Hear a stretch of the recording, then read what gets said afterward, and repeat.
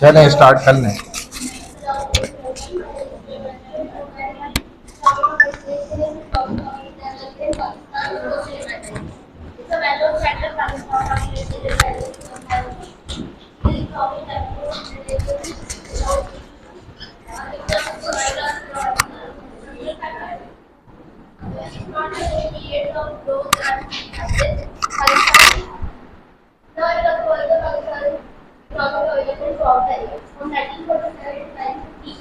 Partition left Pakistan with a weak industrial base, lack of infrastructure, and many economic challenges.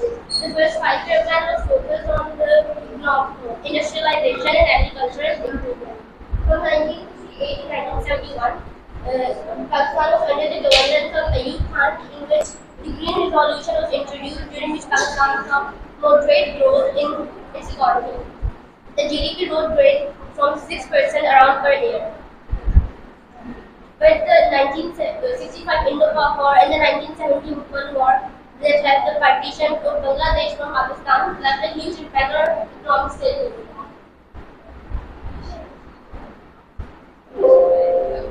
From 1972 to 1980, it was the leaders Zulfikar Ali Bhutto with the nationalization of major industries like factories, banks, and schools. The main goal of this was to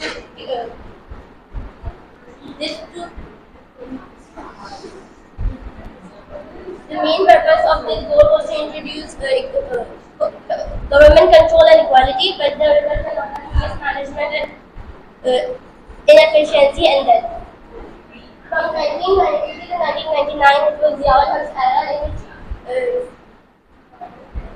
in which he introduced a new policy called economic liberalization, which meant little to no government control. It also resulted in moderate growth, but in 1990s we saw Pakistan saw economic instability due to the frequent government changes from Benazir Bhutto to Nawaz Sharif, which led to mismanagement, corruption, and inefficiency. From 2000 to 2007, it was Musharraf's era in which brought economic reforms and growth in telecommunication and IT. The GDP growth rate peaked around 7% per year. We also benefited from foreign aid in the war of terror, but we still struggle with political instability and inefficiency. That's it.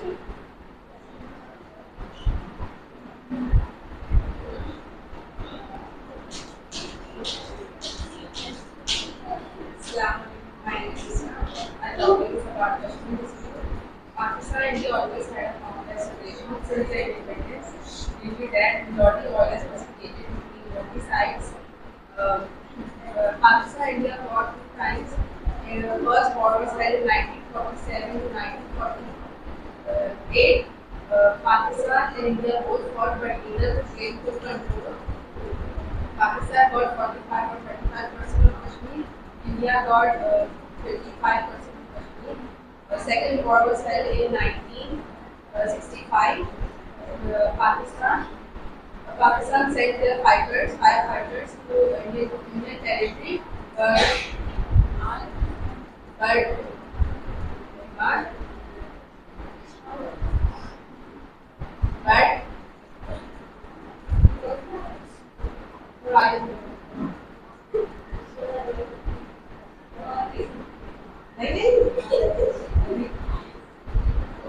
Pakistan 1965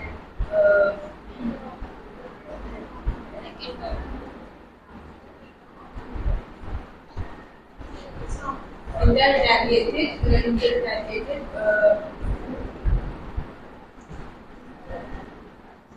India retaliated and neither was gained to control.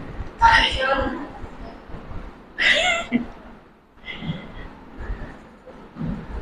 The Article 370 says that India says that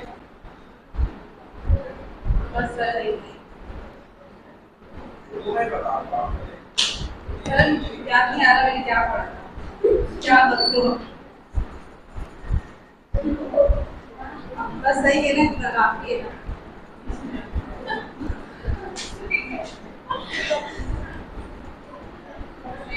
कौन सी presentation है? कौन सी presentation? ये कब दी sir? ओ अच्छा।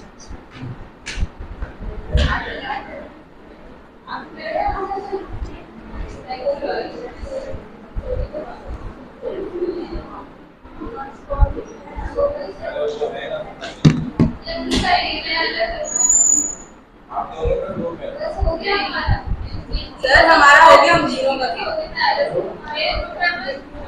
ठीक है आ जाओ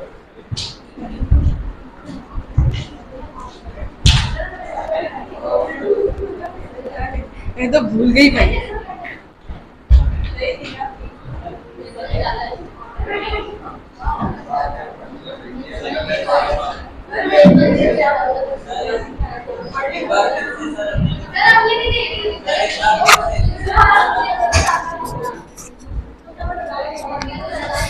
कहाँ पर है? आपने ईमेल करी है? वो यहाँ खोलना पड़ेगा क्योंकि नेट शायद चल नहीं रहा। किस नाम से? ग्रुप नंबर क्या है?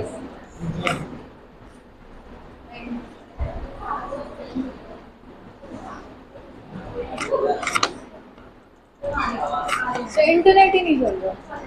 बताओ जरा।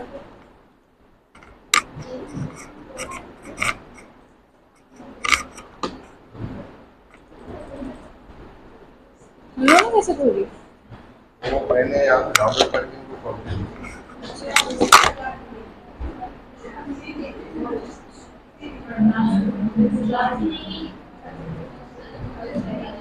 सर संदीप को आपसे बात करनी है सर। उसने कहा था मुझे क्लास में आके कॉल करना बट अभी कॉल लग नहीं रही। सुबैबा ईमान खत्री यूसरा तो तीसरी कौन सी एब्सेंट है इसमें? आप दो ले दिए हैं। ईमान खत्री ईमान खत्री एब्सेंट है ना?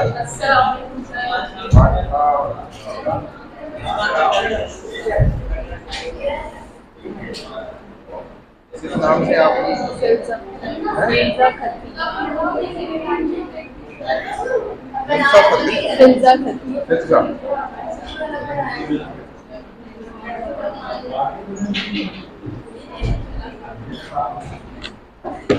सर मैं सिर्फ अपना पार्ट दूंगी। प्रेजेंटेशन पूरी है लेकिन मैं सिर्फ अपना पार्ट दूंगी थोड़ा सा।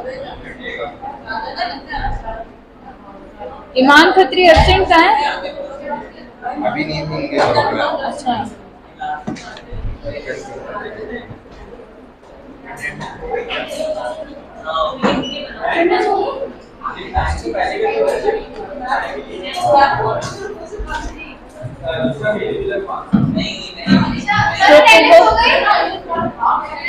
बैठ जाओ बैठ जाओ। देखो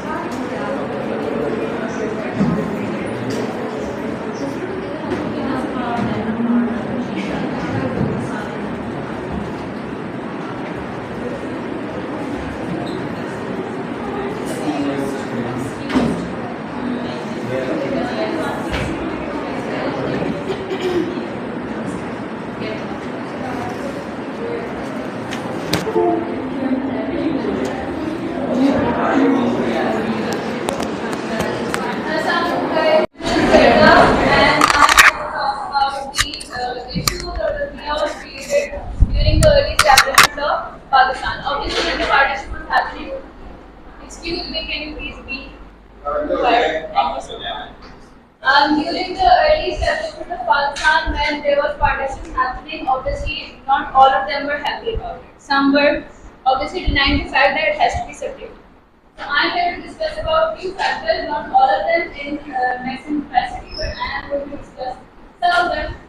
In which number one is partition related bullying. So obviously when I said none of them were, like all of them were not happy about it. So छोटे-छोटे ग्रुप्स बने हुए थे in which communal riots were arising, जिसमें आपस में ही they started fighting. Refugee crisis जब मुल्क अलग हुआ, obviously partition हुआ, बहुत से लोग थे जिनके पास घर नहीं था रहने के लिए, जिनके पास अपनी सारी जमा पूंजी नहीं थी, बस सब कुछ छोड़ के आ गए थे.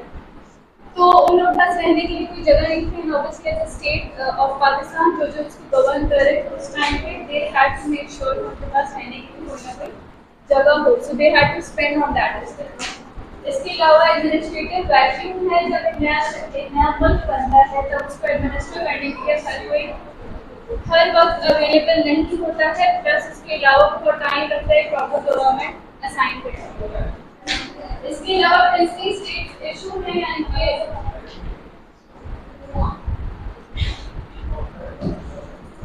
प्रिंसली स्टेट इशू जिससे हमारे माइंड में एक चीज आती है दैट इज कश्मीर. कश्मीर जब बनने लगा था, आई एम सॉरी, जब पाकिस्तान बनने लगा था कश्मीर को गवर्न कर रहे थे. Kashmir was governed by Maharaja who was Hindu और कश्मीर को डोमिनेट कर रहे थे. कश्मीर को गवर्न कर रहे थे उस टाइम पे. कश्मीर में नहीं थी पाकिस्तानी, सॉरी मुस्लिम थे. यार बहुत इशू सर. कौन है? हर वक्त कोई ना कोई इशू. सुन लो अस्करी ऐसे नहीं कर रहे.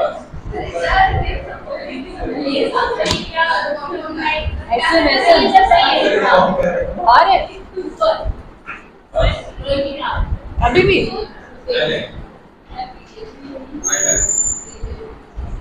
कश्मीर जो है वो रूल कर रहे थे हिंदू महाराजा. अब ऐसा हिंदू का जो फेवरेट था वो मेनली इंडिया के साथ था. इसी वजह से कश्मीर आज तक अलग नहीं हुआ, क्योंकि उस टाइम पे उसको हिंदू गवर्नमेंट. इसके अलावा इकोनॉमिक एंड इंफ्रास्ट्रक्चर चैलेंजेस भी थे जिसके अंदर unequal asset distribution was India से अलग हो गया, उसका पार्टीशन हो गया.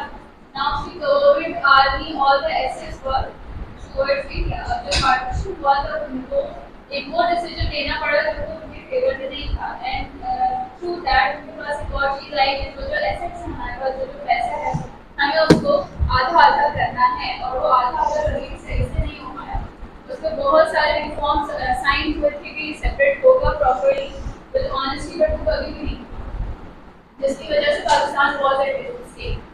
Industrial and financial backwardness. Obviously जब पाकिस्तान बना कोई बैंक नहीं था, कोई सिस्टम नहीं था जो उसको अच्छे से गवर्न कर सके. बॉर्डर इंसिक्योरिटी कंसर्न्स, बॉर्डर्स देखने प्रॉपर तरीके से आर्मी नहीं थी कि उसको अगर कोई भी इशू हो रहा है, अगर कोई कहीं से आर्मी आ जाती है आपको अटैक करने के लिए, तो कोई प्रॉपर काम नहीं. इसके अलावा leadership crisis. The early death of Quaid Azam led to political instability. Quaid Azam का इंतकाल हो जाना was very hurtful, specially just when Pakistan was right within the year, like 12-13 months Quaid Azam died, जिसकी वजह से बहुत बड़ा इशू क्रिएट हो गया था. Now who's going to govern and who's going to decide what to do. Thank you so much. Question का answer किसी का कोई सवाल है? कोई सवाल करने किसी ने? No sir. सर आप बता दें.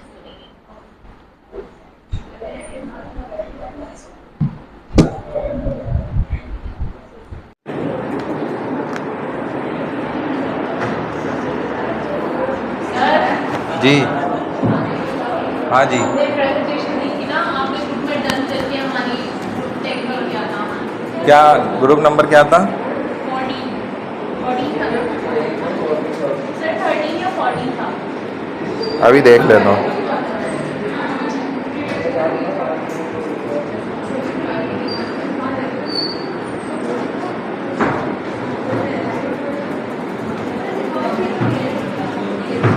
मुजना आयशा मुइज।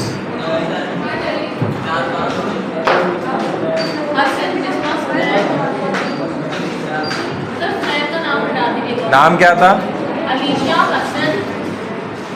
अलीशा हसन बिस्मा। ये 3 है। आपका ग्रुप नंबर क्या था? सर हम चाय कुछ खाने खाने क्यों जा रहे हो भाई? मैंने भी नाश्ता नहीं करा हुआ भाई, क्या हो गया? 8 बजे से क्लास तो क्या हो गया? सर चक्कर कैसे पड़े हम? जल्दी से आ जाओ, फौरन जाओ।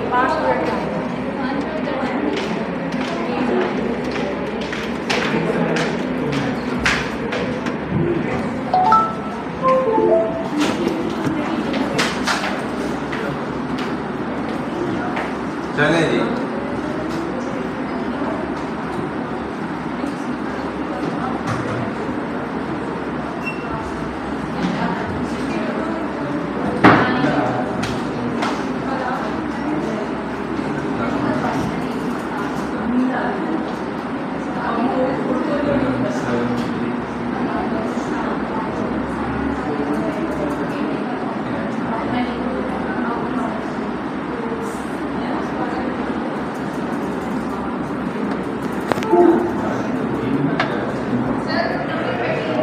थर्टीन है।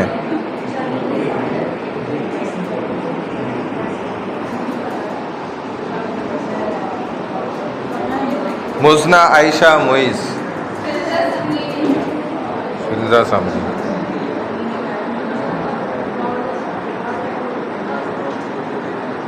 मुझे टैग करें, ग्रुप 13 तो कोई और आ रहा है।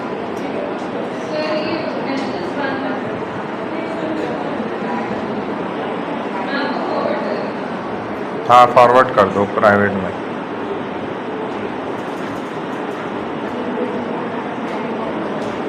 चले जी। हाँ कौन स्टार्ट करेगा? आगे से, पीछे से, वहाँ से कर लें। चलें, ठीक है जी। हाँ वो भी बताएंगे ना। Terrorism problem.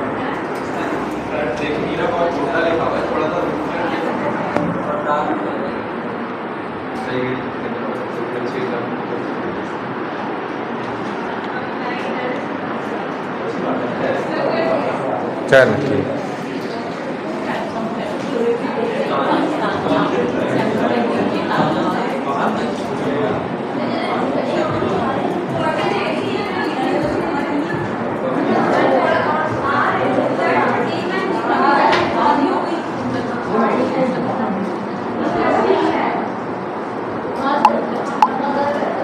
चलें जी,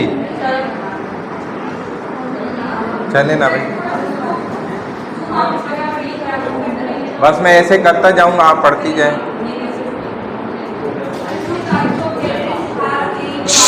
खामोश।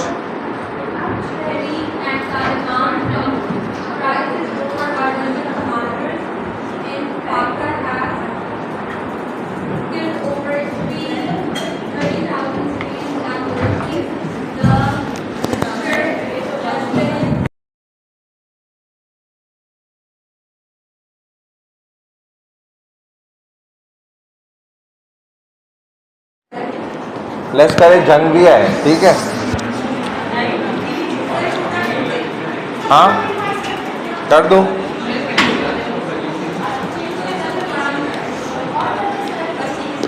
ठीक है।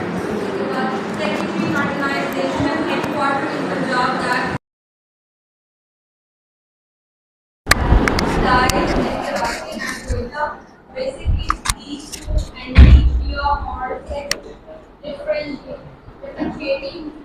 differentiated parties are elected among the secondary essential necessities in Pakistan, Pakistan in order to combat effectively. It is important to understand their strategies, alliances, and tactical links. Thus, for example, for complete combination of political points for the sections from anti-terrorism laws and civil military intelligence, their dividends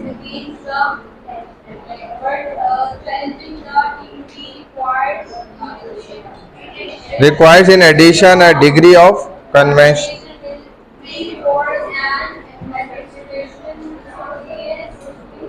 resourcefulness. Unfortunately, however, the colonial did not convert either terrorist organizations. The efforts to subdue them is not forthcoming, and administrative difficulty and due legal process are major stumbling blocks in prosecuting them. हाँ देखें, ये हमारे पास तकरीबन last topic है, terrorism problem, first major problem in Pakistan.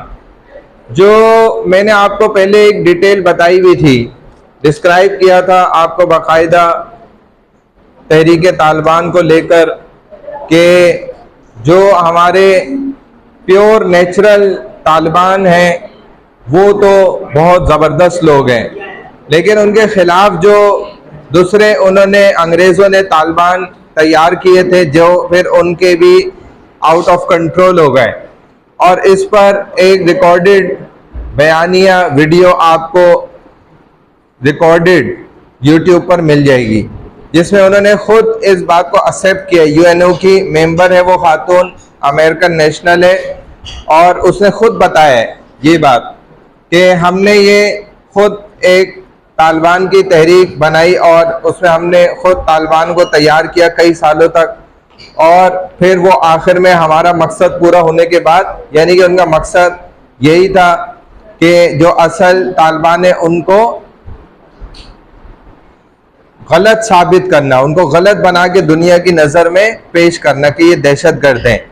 जब वो काम उनका पूरा हो गया तो एंड में क्या हुआ कि ये जो तालिबान थे इन्होंने बनाए थे खुद से एक फोर्स तैयार की थी, वो भी इनके आउट ऑफ कंट्रोल हो गई, इनके दायरे कार से बाहर निकल गई, और फिर उन तालिबान ने ज़ाहिर दहशतगर्दी फैलाई। वो एक इस चीज़ का जरिया बन गए कि तालिबान को बदनाम करने के लिए। ठीक है, ये बात मैंने आपको बताई थी। तो पाकिस्तान को भी उन्हीं तालिबान से एक खतरा था, एक दहशतगर्दी वहीं से फैल रही थी। दूसरे नंबर पे लश्कर जंगविया, जो कि एक बड़े आलिम दीन पाकिस्तान के, वो अब तो बहरहाल वो तो शहीद हो चुके हैं, बड़ा उनका नाम था उन हजरात का, लेकिन वहाँ से खुसूसन जो है भारत और अमेरिका, इन दो ने जो है ये चीज़ बहुत ज़्यादा, जिसको आप कहते हैं प्रोपेगेंडा करके पूरी दुनिया में फैलाई कि ये दहशतगर्दी करते हैं। हालांकि प्योर उनके यहाँ तो देखा जाए तो जिहाद का सिस्टम है, या फिर दूसरे नंबर पर देखा जाए तो जिहाद से हटकर अगर कोई इस्लाम दुश्मन है तो उसके मुखालिफ हैं। वो चाहे अगर शिया कम्युनिटी है उसके अंदर सेकंड टाइप इस तरह की है 12 इमामी, जो इमाम को अगर खुदा के दर्जे तक मानते तो जाहिर है कि वो फिर बदतरीन काफिर ही है। जो खुदा तक किसी को पहुंचा दे उसको तो एक नॉर्मल आम इंसान मुसलमान भी नहीं, मैं ये कह रहा हूँ उनके अंदर जो सेकंड टाइप है, सेकंड टाइप जो मैंने बिल्कुल सेलेक्ट करके आपको बता रहा हूँ, वही तो उसी ऑप्शन पे तो आ रहा हूँ, उसी पॉइंट पे आ रहा हूँ कि जो शिया के अंदर एक अगर ऐसे लोग हैं जो ये कहते हैं कि हमारे 12 इमाम हैं और वो इमाम भी खुदा के दर्जे तक पहुंचे हुए हैं, क्योंकि हर शिया इस बात को नहीं मानता। वो कहता है कि भाई हमारे यहाँ अगर इमाम सिस्टम है तो हम उसको खुदा तक नहीं लेकर जाते। नहीं, ऐसा नहीं है, ऐसा नहीं है, मैं बता रहा हूँ आपको। वो तो देखें जो जाती दुश्मनी है उसको हम सिक्योर नहीं कर रहे,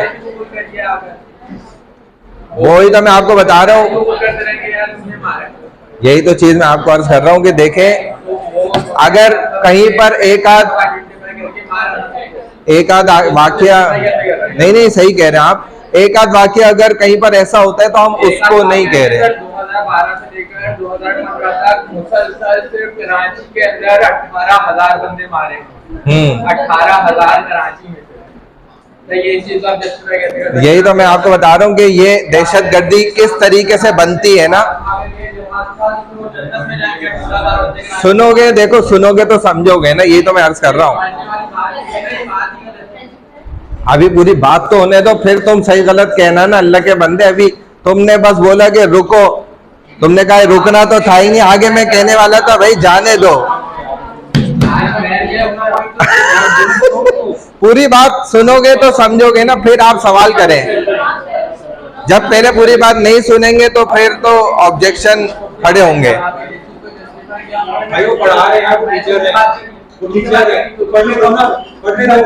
पहले पूरी बात सुन लो, देखो मेरी बात पूरी सुनो पहले। चलो बस सही है, कहा सही है। सुने मेरी बात पूरी सुने, कोई बात मसले हो रहे बस सही है। तुमसे बात करिए, बंद करना यहाँ पर। कहा बस कहा, आप आगे देखो, आप आगे देखो, आगे देखो, बिल्कुल खामोश खामोश हो जाए। देखे ये जो इख्तलाफी चीजें होती है उसको पहले, इसीलिए मैं कहता हूँ पूरा सुने, फिर आगे आप क्रॉस क्वेश्चन करें तो अच्छा लगेगा। वो सही कह रहे हैं, असल में टीचर को बीच में इंटरप्ट नहीं किया जाता, वो मैं मौका दूंगा। मैं ठीक, मैं इसीलिए मैंने उनको आगे कर दिया ना कि आप आगे देखें, नहीं बोले।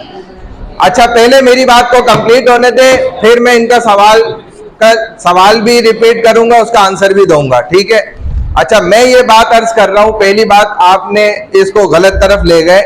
अभी हम बात कर रहे हैं कि भाई इंडिया और अमेरिका को लेकर, अभी हम पाकिस्तान के अंदर अंदरूनी मामला की तो बात ही नहीं कर रहे। अभी मैं उसको समझाने के लिए शिया सुन्नी पर आया था, तो वो थोड़ा सा सवाल इन्होंने किया, मैं उसको भी सवाल भी दोहराता हूँ, जवाब भी दूंगा। अभी हम बात ये कर रहे हैं कि पाकिस्तान को जो एक बड़ा प्रॉब्लम फेस करना पड़ता है टेररिज्म को लेकर, तो वो दो चीजों की तरफ से। एक तो मैंने आपको पहले बता दिया तालिबान का इशू। तालिबान भी वो नहीं जो प्योर नेचुरल तालिबान है, वो तो अच्छे लोग हैं, वो पाकिस्तान की हिमायत के अंदर है। ये वो तालिबान है जो सेकंड कैटेगरी के लोग हैं, जिनको खुद अमेरिका ने तैयार किया था। इसी तालिबान की नस्ल से ही पैदाइश हुई, अफजाइश हुई, जैसे अरबों की भी आजकल है। अरब अब वो नहीं है जो रसूलुल्लाह सल्लल्लाहु अलैहि वसल्लम जिन अरबों के मुताल्लिक फरमाते हैं उनको बुरा मत कहो, क्योंकि अब ये अरबी उस लिबास में तो है, लेकिन अंदर से अंदरूनी एतबार से नस्ली अरबी नहीं है। क्योंकि वो खुद कहते हैं मैं यहूदी, माँ है मेरी, उसने फलाने अरबी से शादी की, मेरी उससे पैदाइश। तो मैं वही बात कर रहा हूं कि तालिबान की भी जो वो कैटेगरी थी दूसरी, जो खुद अमेरिका ने उसको बनाया, तैयार किया, खड़ा किया, नेचुरल तालिबान के मुखालिफ, वो जब उन्होंने वहां पे शिकस्त दी और बदनाम भी किया तालिबान को। इसी तरह कश्मीर के अंदर भी जो मुजाहिदीन असल अपने हक के खुद इरादियत के लिए जिहाद कर रहे थे, उनके भी मुखालिफ सेकंड पार्टी उन्हीं मुजाहिदीन में से नस्ली, हालांकि देखा जाए वो हिंदू थे, जब उनको पकड़ के जिन्होंने घरों में दाखिल होकर गलत काम भी करे, तो जब उनको मारा असल मुजाहिदीन ने और चेक किया तो पता चले वो तो हिंदू निकले। तो इसी तरह पाकिस्तान के अंदर दूसरा जो बड़ा मसला दहशतगर्दी का, वो शिया सुन्नी का बनाया गया। ये एक आर्टिफिशियल टेररिज्म है, कोल्ड वॉर जिसको कहा जाता है, जिसको भारत भी बहुत ज्यादा वक्तन फवक्तन बहुत हवा देता है, जबकि देखा जाए तो पाकिस्तान में शिया सुन्नी का ये मसला कोई इतना ज्यादा है ही नहीं, ठीक है ना, हकीकत में नहीं है। लेकिन ये टेम्परेरी बेसिस पर बनाया जाता है, इसको परमानेंट किया जाता है बाज दफा। तो वो जो मैं आपको बात अर्ज कर रहा था कि लश्कर जंगिया वाली ना, तो देखा जाए तो ये उलमा का कोई जाती लड़ाई नहीं है किसी शिया के साथ, ना मेरी है। मैं भी एक आलिम हूँ, मुफ्ती हूँ, आपके सामने खड़ा हुआ हूँ, ठीक है, एक न्यूट्रल बंदा हूँ। अभी मैं सवाल के जवाब दूंगा आप लोग के, पहले मेरी बात पूरी होने दो। तो अब मैं भी एक न्यूट्रल बंदा हूँ भाई, मेरे कितने दोस्त हैं जो शिया हैं, लेकिन मैं उनको खुद समझता हूँ और मैं कहता भी हूँ कि भाई वो बहुत अच्छे लोग हैं और पाबंदी से अपनी इबादत भी पूरी करते हैं, यानी कि वहां जाकर और उनके चेहरे भी बताते हैं। लेकिन हम उन मुजाहिदीन की बात कर रहे हैं या उन शिया की बात कर रहे हैं कि जिनको गलत बनाकर जो है ना सामने लाया जाता है, हम उनकी बात कर रहे हैं। तो ऐसे बहुत से जिहाद से भी रिलेटेड लोग हैं हमारी कैटेगरी के अंदर भी और शियाओं के अंदर भी हैं। तो हमारी कैटेगरी के जो लोग हैं उनकी पहचान जो है वो बड़ी आसानी से हम कर लेते हैं, हम पकड़ लेते हैं उन लोगों को कि भाई ये फसादी लोग हैं। जैसे इन्होंने कुछ वाकयात का जिक्र किया तो वो जरूर ऐसे वाकयात होते हैं, हम उससे इनकार नहीं करते। और वो भी वाकयात होते हैं जो आप खुद देख लेते हैं रोडों पर कि किसी साहबी को कोई गाली दे देता है या बुरा भला कह देता है, या जो मैंने बात अर्ज करी कि नबी से ज्यादा मर्तबा दे देता है और अल्लाह तक पहुंचा देता है किसी इंसान को। तो उस चीज का मैं अर्ज कर रहा हूं कि जो ऐसे लोग होते हैं ना वो फिर फसाद कर रहे होते हैं। हम जैसे या इन जैसे नहीं करते, हम जैसे इन जैसे फिर आपस में उनकी वजह से जो है ना अपने ताल्लुकात खराब करते हैं और लड़ जाते हैं।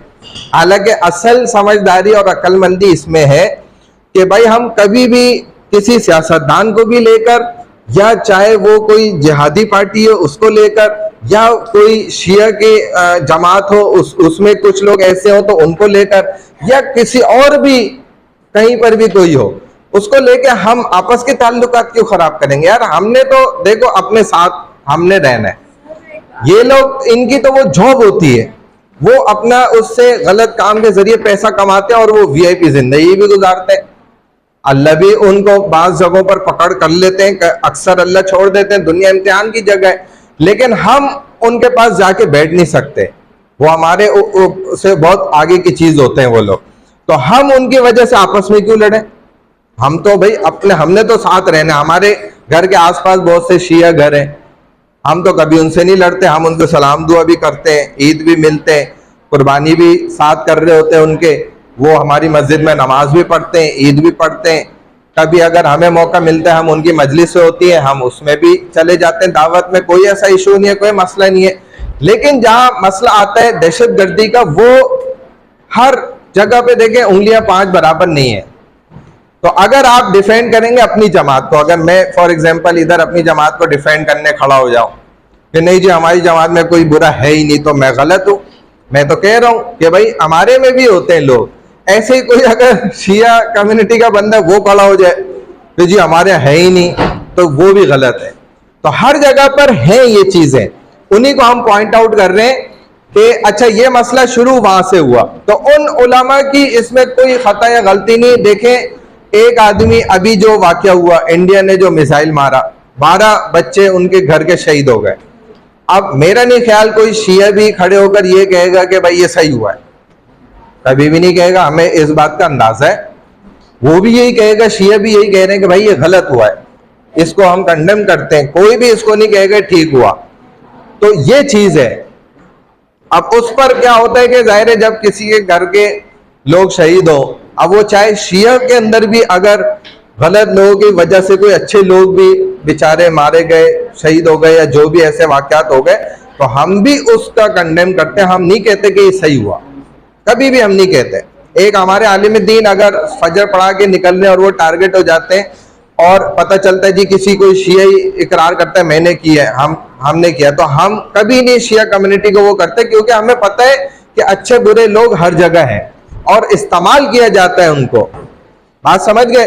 तो पाकिस्तान के अंदर भी बड़ी बदकिस्मती है ये हमारी कि हमारे साथ ये टेररिज्म खेल खेला जाता है, बहुत ज्यादा है हमारे यहाँ भी।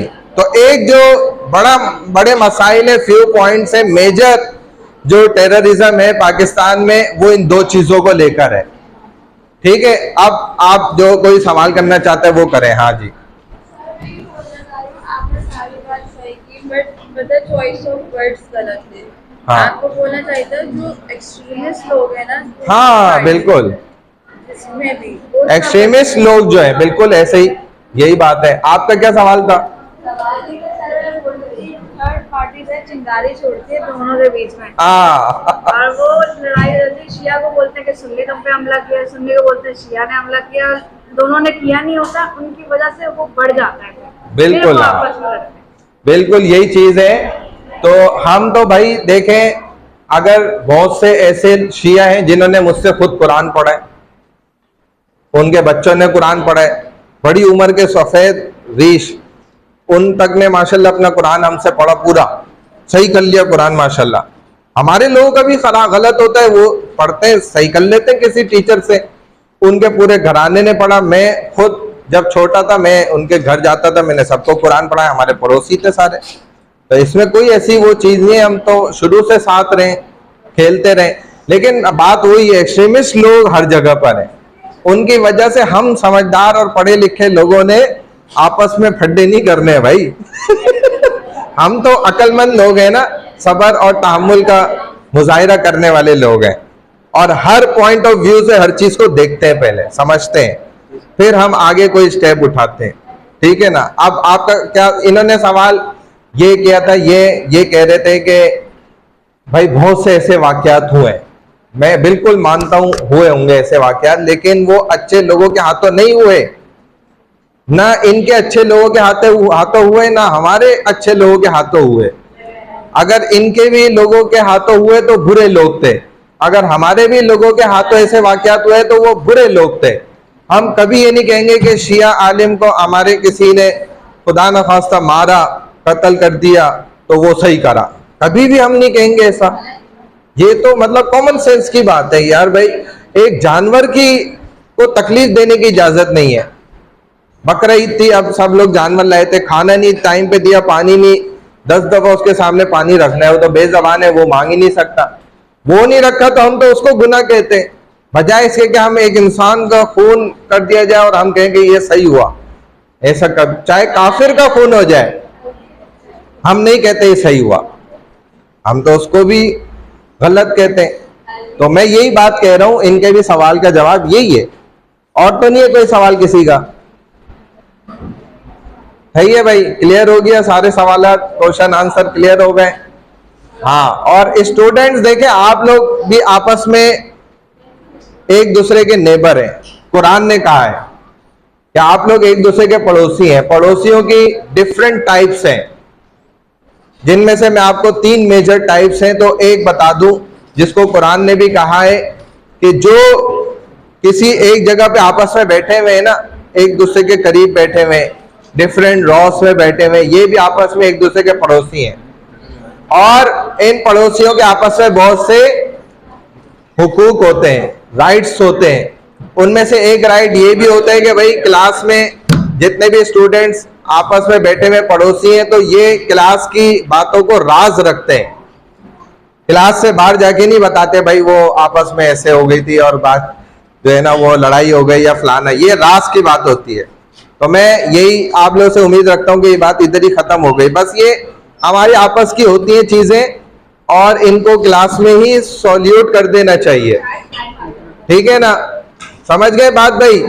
तो क्लास के तलब आपस में क्या है, सब पड़ोसी हैं, और इनके आपस में बहुत हुकूक होते हैं एक दूसरे के साथ, और दिल में नहीं रखनी चाहिए। अगर किसी को किसी बात से नाराजगी होती भी है तो उसको माफ कर दे। लेकिन सर क्वेश्चन, हाँ, सवाल का हक है, और लेकिन उसका एक प्रॉपर वे कि उस्ताद टीचर जब बात कर रहा हूं ना तो बीच में नहीं, हैंड रेज करें, मैं मौका दूंगा और आपसे सवाल पूछा जाएगा। बिल्कुल, अगर बीच में बोलेंगे तो वो तो आधी बात हुई ना, आधी बात अभी रहती है आगे। जैसे फॉर एग्जांपल आप चाह रहे हैं कि भाई ये बंदा चला जाए और उस्ताद कह रहे हैं कि भाई रुको, और आप बीच में पड़ जाए, भाई कैसे रोक दिया आपने, हालांकि मैं कहने वाला था भाई रुको नहीं जाओ। पूरी बात होने नहीं दे रहे, अगर पूरी बात होने दोगे तो फिर कोई। सर आप सही बात बोल रहे हैं, बट इसने भी ना गलत किया। हाँ, इनको भी मैंने आगे कर दिया ना कि आप आगे देखो। हाँ नहीं भाई, सॉरी, बस ये है कि आप हाँ दिल में नहीं रखे, एक दूसरे को माफ करें। हाँ, -5 इसे -5 सर दोनों ठीक हो जाएंगे, दोनों के -5। हाँ दोनों के माइनस। वो छोटे बच्चे कहते हैं ना भाई, लड़ाई लड़ाई माफ करो और अल्लाह का घर साफ करो, वो बात बहुत अच्छी है बच्चों की। चले भाई नेक्स्ट स्टूडेंट। सेकंड, हमारा मेजर प्रॉब्लम क्या है पाकिस्तान का, एजुकेशनल प्रॉब्लम। हाँ आ जाए। चले भाई नेक्स्ट, किसका नंबर था, किसने पढ़ा था पहले? नेक्स्ट चले, कौन है? उन दोनों ने पढ़ लिया था ना, अब उस तरफ से कोई पढ़ ले, एक एक पैराग्राफ पढ़े बस। चले ना भाई, वो लास्ट वाली। हाँ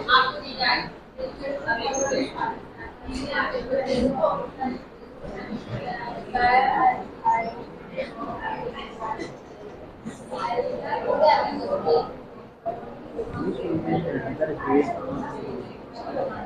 आपका अटेंडेंस नहीं है? अभी लेता हूँ।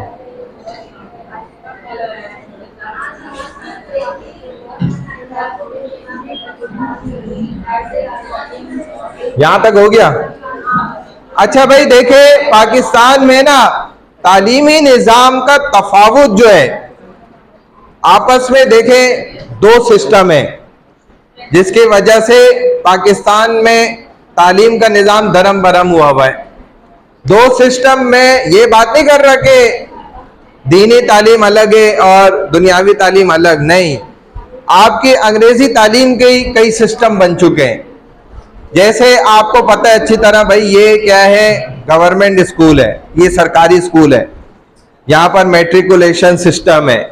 फिर आपका जो अंग्रेजी तालीम का सिस्टम है वो डिफरेंट है, अलग है, ओ लेवल है, ए लेवल है, फलाना है, ढिमकाना है, पता नहीं क्या क्या बना दिया है। तो ये सारे सिस्टम क्या है, डिफरेंट होने की वजह से पाकिस्तान का तालीमी निज़ाम क्या हो गया है, दरम बरम हुआ है। जहां आप दीनी तालीम को देखें, रिलीजियस एजुकेशन, तो वो आपको एक ही सेम स्टैंडर्ड, एक प्लेटफॉर्म पे आपको सब नजर आएंगे। एक ही विफाक है जो विफाकुल मदारिस कहलाता है, बोर्ड एक ही है, सेम है सबका। तमाम मदारिस पूरे पाकिस्तान के उसी के साथ अटैच है, वही इल्हाक हुआ है। एक ही निज़ाम, एक ही जैसा, वो तमाम सिलेबस सेम है, पूरा criteria A to Z same है, सब जगह वही पढ़ाया जा रहा है। लेकिन आपके अंग्रेजी तालीम के अंदर क्या है, बहुत सारे निज़ाम है, जिसकी वजह से तालीमी निज़ाम इधर गड़बड़ाइजेशन का शिकार है। सारा मसला इसी वजह से। बात समझ आ रही है? चलें सेकेंडली पैराग्राफ पढ़ें कोई, इनके साथ वाली, आपका नंबर है ना।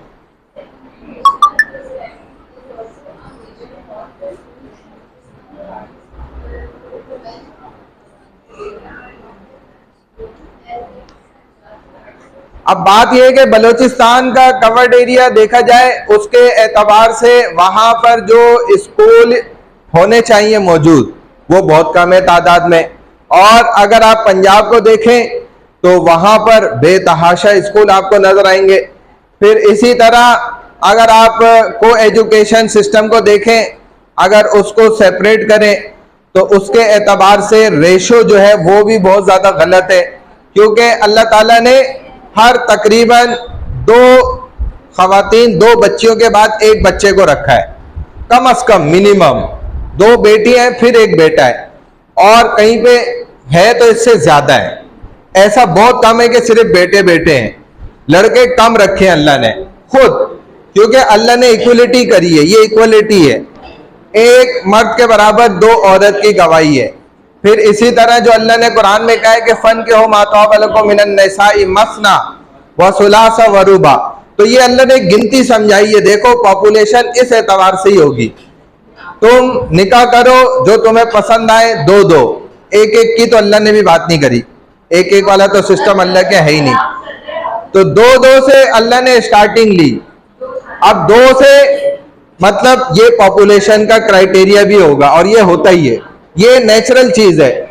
तो 3-3 और 4-4, यानी कि एक लड़का होगा तो 4 लड़कियां हैं, ये अल्लाह ने इक्वलिटी रखी है।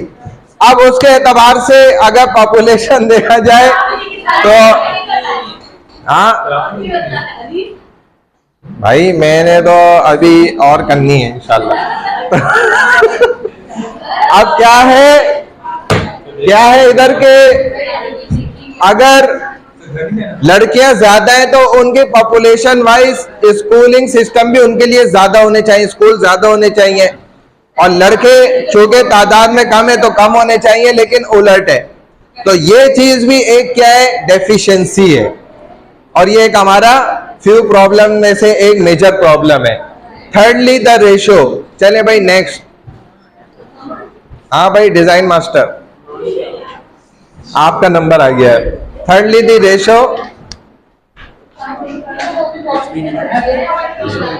पढ़ने ही आए हो ना।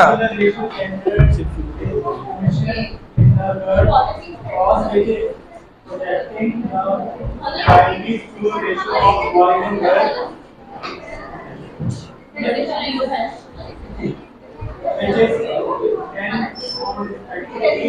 in the last few years अरे भाई क्या हो गया, खामोश हो जाओ। इनको कह रहा हूं, आपको नहीं। पूरा करो जल्दी। हो गया, कंप्लीट हो गया।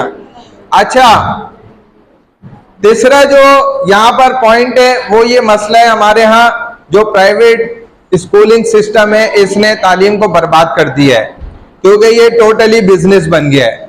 स्कूलिंग सिस्टम जिसके अंदर कम से कम बच्चे की एक बेस बननी थी ना, और वो स्टार्ट हो रहा है बिजनेस पॉइंट ऑफ व्यू से। तो अब क्योंकि इंसान की जो नियत होती है ना, इंटेंशन, अगर वो खालिस नहीं हो तो फिर आगे सारे काम गड़बड़ हो जाते हैं। अगर आपकी नियत ही अच्छी नहीं है ना, जैसे मिसाल के तौर पे एक दफा मैं एक निकाह पढ़ाने लगा तो दूल्हा साहब मुझे कहने लगे कि भाई निकाह नामा ना रजिस्टर्ड नहीं करना है। तो मैंने कहा भाई क्यों? हालांकि अरेंज मैरिज हो रही थी, लड़की के घर पे शायद निकाह हो रहा था। उन्होंने कहा यार आजकल के जमाने का पता नहीं है, पता नहीं लड़की रहे साथ ना रहे। शादी कर रहे हैं लेकिन वो दूल्हा की सोच देखें। तो उसने मुझे कहा भाई अभी रजिस्टर नहीं करना, एक आध साल में चेक करूंगा, देखूंगा। हाँ, उसके बाद जो है ना अगर हमारी बन गई तो निकाह रजिस्टर करवा लूंगा, वरना नहीं कराऊंगा। तो मैं इस पे हैरान था कि आप देखें इतना नेक और अच्छा काम बंदा करने जा रहा है, लेकिन उसकी नियत देखें, नियत गड़बड़ है ना ये। भाई आप एक काम करने भी जा रहे हैं और आपने नियत भी अजीब सी रखी हुई है, आप कह रहे हैं कि रजिस्टर नहीं करो, पता नहीं हमारा निकाह चले, अंडरस्टैंडिंग हो नहीं हो। भाई ये क्या बात हुई? निकाह में तो अल्लाह के रसूल कह रहे हैं बरकत है, बिल्कुल अंडरस्टैंडिंग होगी अगर आप इंसान के बच्चे हैं। तो बहरहाल उन्होंने एक साल बाद रजिस्टर तो करवा लिया, लेकिन 2-3 साल बाद वो चूंकि नियत खराब थी। जब नियत सही नहीं होगी तो यही मसला यहां पर भी है कि इन स्कूलिंग सिस्टम का क्या है, बिजनेस पॉइंट ऑफ व्यू से स्कूल खोला जाता है। कोई भी तालीम देने की नियत से स्कूल, कॉलेज, यूनिवर्सिटी ओपन नहीं कर रहा, ये मसला है। चले लास्ट पॉइंट। हाँ जी,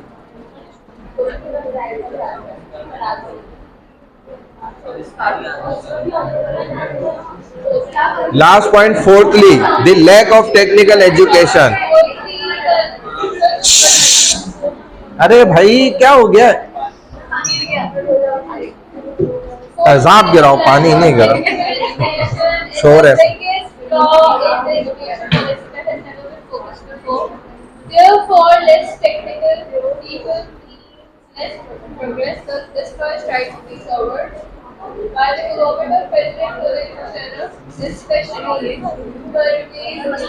परवेज इलाही। भाई जो डिजिटल तालीमी निज़ाम है ना, या आप उसको कहेंगे टेक्निकल निज़ाम, उससे भी हमारे लोग बहुत ज़्यादा पीछे हैं। और आप चले जाएं गवर्नमेंटल किसी भी इदारे में, गवर्नमेंट के चले जाएं, किसी सरकारी इदारे में चले जाएं, चाहे सिंध गवर्नमेंट का हो, फेडरल का हो, हत्ता कि आप एजुकेशनल इन गवर्नमेंट के इदारों में भी चले जाएं, तो वहां पर अक्सर आपको लोग मिलेंगे वो लैपटॉप भी नहीं चलाना जानते। एक डिवाइस भी आप उनको, ये मोबाइल भी बल्कि बड़ी मुश्किल से वो चला पाते हैं, क्योंकि ये डिजिटल चीजों से वो बहुत बेचारे दूर होते हैं, उनको आते ही नहीं है सारे काम, उन्होंने सीखे भी नहीं है, लेकिन वो बड़ी बड़ी पोस्टों पे बैठे हुए होते हैं। हत्ता कि आप हैरान होंगे, एक दफा एक जगह एक ऑफिस में एक वाकया हुआ, तो हमें उधर के लोगों ने सुनाया जिनके सामने हुआ था। सेंसस हो रही थी, मर्दमशुमारी 2017 की, उसमें जो पूरा हेड कर रहा था ना इसको, कराची को और बलूचिस्तान को, उसका जो हेड था, वो बंदा इधर हेडक्वार्टर में बैठा हुआ था, कराची में उस वक्त हेडक्वार्टर था इनका, और उसके सामने ना एक कंप्यूटर रखा हुआ था जो कि खराब था। और ये मीडिया वाले लोग आ गए, अचानक इन्होंने छापा मारा, पहुंचते हर जगह पे, तो उससे इंटरव्यू लेने के लिए ना इदारे में दाखिल हुए तो जो चौकीदार थे उन्होंने भी ना उसी के पास ही भेज दिया मजाक मजाक में ना वो अपने कैमरे शैमरे लाइव लेके वो पहुंच गए इनके पास, और सर आप हमें अपडेट दें और बताएं। अब ये कीबोर्ड को ऐसे ऐसे कर रहे हैं बटन दबा रहे हैं, वो कंप्यूटर तो खराब है। तो वो मीडिया वालों ने तो देख लिया, उन्हें तो कैमरे भी इधर अंदर करके दिखा भी दिए कि भाई ये तो कंप्यूटर ही नहीं चल रहा है। वो कह रहे हाँ ये तो कंप्यूटर खराब है। तो कह रहे सर आप कीबोर्ड ऐसे प्रेस कर रहे थे जैसे आप कोई काम कर रहे हैं बहुत बड़ा।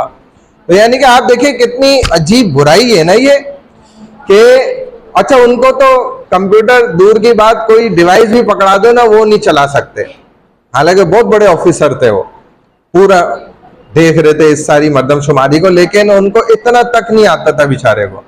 तो कहने का मकसद ये कि यही लैक ऑफ एजुकेशन जो हमारी टेक्निकल वाइज है या डिजिटल वाइज है उसका ना होना, जिसकी बुनियाद पर ये मसाइल है, तालीमी मसाइल पाकिस्तान के अंदर बहुत ज्यादा है इस वजह से। चले भाई नेक्स्ट, इनका नंबर है ना। हाँ, इस चीज को परवेज मुशर्रफ ने छुपाया था और परवेज इलाही ने पंजाब के अंदर बहुत कोशिश करी, लैपटॉप्स भी बांटे और उसके बाद ये मरियम नवाज ने भी किए। चले 6 the teachers in government.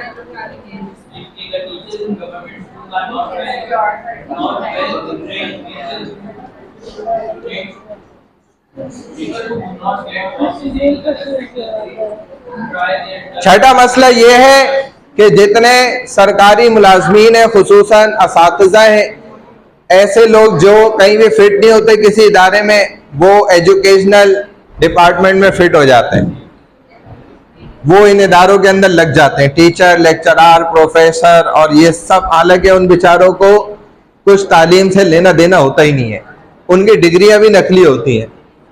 Ranipur बहुत मशहूर है इस मामले के अंदर, वहां से हर चीज की डिग्री मिल जाती है और फिक्स रेट है। बीकॉम की चाहिए, बीएससी की चाहिए, बीबीए की चाहिए, मास्टर्स की फलान किस सब्जेक्ट में चाहिए, और हमने सुना एमफिल पीएचडी तक की भी मिल जाती है वहां से। तो बहुत से लोगों की रानीपुर की माशाल्लाह डिग्रियां, खुसूसन हमारे जितने भी सरकारी बड़े बड़े और ये सियासतदान है, इन सब की रानीपुर की डिग्रियां होती हैं। चले भाई आगे। हाँ ये हमने पूरा बता दिया, यहां से चलें। Solution to the educational. भाई मोबाइल बंद कर दो, किस किस का मोबाइल खुला हुआ है? मोबाइल बंद करें दोनों, वहां वाला लड़का मोबाइल बंद करें, मोबाइल बंद कर दें।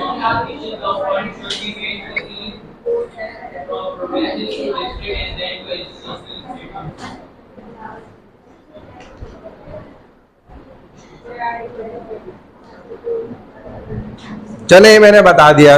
हमारे पास लास्ट पॉइंट है पॉवर्टी इन पाकिस्तान।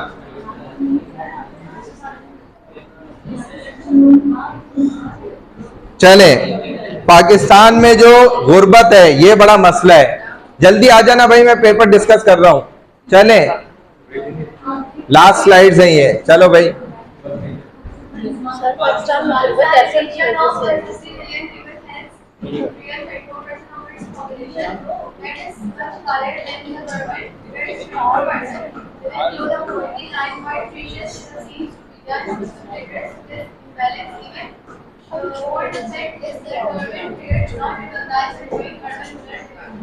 चले नेक्स्ट लड़का।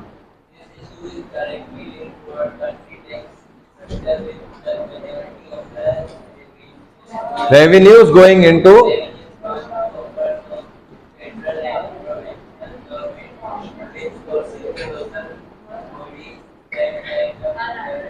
wrestle with the poverty issues.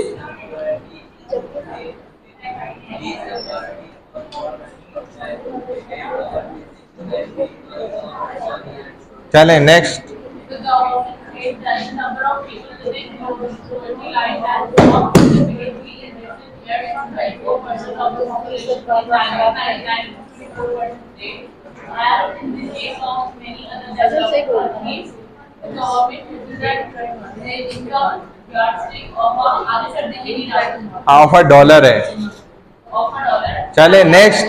इसके बाद वाला paragraph, for one thing For one thing, there has been a sharp decline in the rupees value. against the dollar over the last 15 years. Back in the early 1990s, the dollar was worth around rupees 30. Today, it is worth rupees 90. So when one says that a person's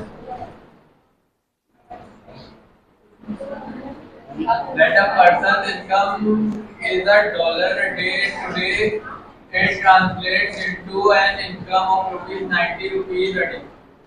अच्छा भाई, poverty in Pakistan, ये जो लड़की है इसका mobile बंद कराओ, mobile बंद करो, इधर रखो ऊपर, वो वाली लड़की भी ऊपर, सीधी बैठो, हेड डाउन नहीं करो अभी, मोबाइल का इसको बोल रहा हूँ, आपको हेड डाउन का बोल रहा हूँ, सीधी बैठो, स्ट्रेट होके फौजी बन जाओ. अच्छा भाई, अब बात हो रही है गुर्बत की. पाकिस्तान में या पूरी दुनिया में वर्ल्ड वाइड आप कैसे, क्या फॉर्मूला है कि आप ये समझ सकते हैं उसके जरिए कि किधर किस मुल्क के अंदर गुर्बत है, या गुर्बत का कोई क्राइटेरिया, कैसे इसको समझा जाता है, कैसे इसको काउंट किया जाएगा कि भाई ये मुल्क गरीब है या ये लोग गरीब हैं. डॉलर गिनने से समझा जाएगा, इनकम रेट, इंटरेस्ट रेट से इसकी वैल्यू का अंदाजा लगाया जाएगा. और किससे? लिविंग स्टैंडर्ड से. मतलब एक गरीब आदमी भी है लेकिन उसने 10,000 का चश्मा लगाया हुआ है, 20,000 के कपड़े पहने हुए, 30,000 के जूते, कहीं से भी उसने छप्पड़ में कर लिए चोरी कर लिए, लेकिन है वो गरीब, लेकिन बन के अमीर फिर रहा है. अच्छा, उनके रहने के अंदाज से हम कैलकुलेशन लगाएंगे कि गरीब है अमीर है. ये सबसे करीब आई है, समझदार है ना माशाल्लाह. तो लेकिन ये कह रही है एनुअल इनकम से पता चलेगा, उससे भी कम पे आ जाओ, मंथली भी नहीं बल्कि क्या कहा, क्या कहा था, क्या कहा था तुमने, बताओ. एनुअल इनकम से भी पीछे आ जाओ. डॉलर से एक्सचेंज होगी एनुअल इनकम, एक डॉलर रेट है जो पूरी दुनिया में देखो डेली इनकम, इसको यही कहा जाता है, जो वर्ड अभी आया भी था ना, डेली डॉलर सिस्टम जो है, जिसको पूरी दुनिया मानती है, इस पर सब मुत्तफिक है कि भाई रोजाना के हर बंदे की अर्निंग कितनी है, डॉलर में उसको काउंट किया जाएगा. अब हालांकि पाकिस्तान में डॉलर नहीं चलता, तो ये जो एक उनकी आपस की इत्तेफाक राय है वो पाकिस्तान में इस्तेमाल करना वैसे गलत है, लेकिन वो कहते हैं कि हर मुल्क इसी से चेक किया जाएगा. हाँ, और इकोनॉमी जैसे इसकी मिसाल मैं दे रहा हूँ, हाँ एग्जाम्पल देके समझा रहा हूँ कि तकरीबन जो है 2.80 डॉलर अगर एक बंदा डेली कमाता है, जो कि पाकिस्तानी तकरीबन 1999 में जब उसको कैलकुलेट किया गया था उसकी वैल्यू अलग थी, आज देखा जाए तो तकरीबन 1200 रुपए थी, 1999 के हिसाब से भी 1200 रुपए थी. अगर एक पाकिस्तानी डेली के रोजाना के 1200 रुपए कमा रहा था तो उस वक्त वो गुर्बत के अंदर शामिल नहीं है, लेकिन अगर 1200 से कम रोजाना की बुनियाद पे वो कमा रहा था तो वो गरीब था. आज आलमी दुनिया ने मुकम्मल मिलकर इसको 4.80 डॉलर पे फिक्स कर दिया है. आज इस वक्त, आज टुडे भी ऐसे ही है कि यानी कि जिसका मतलब हुआ कि तकरीबन 2300 रुपए पाकिस्तानी अगर रोजाना कोई बंदा कमा रहा है तो वो गरीब नहीं है, वो गोया के मीडियाकर की कैटेगरी में एंड दाखिल होता है या अमीर ही कहलाता है. वो गरीब नहीं उसको कहा जा सकता. इसी की बुनियाद पर 4.80 डॉलर की बुनियाद पर उसको आप मल्टीप्लाई कर दे पीकेआर के साथ, तो वो तकरीबन 2200 कुछ रुपए बनते, 2300 कर लें, फिगर एक मुकम्मल करके, तो 2300 रुपए के हिसाब से पाकिस्तान में गुर्बत देखी जाएगी। और मिनिमम सैलरी रेशो इस वक्त पाकिस्तान में कितना है? हमारे सरकारी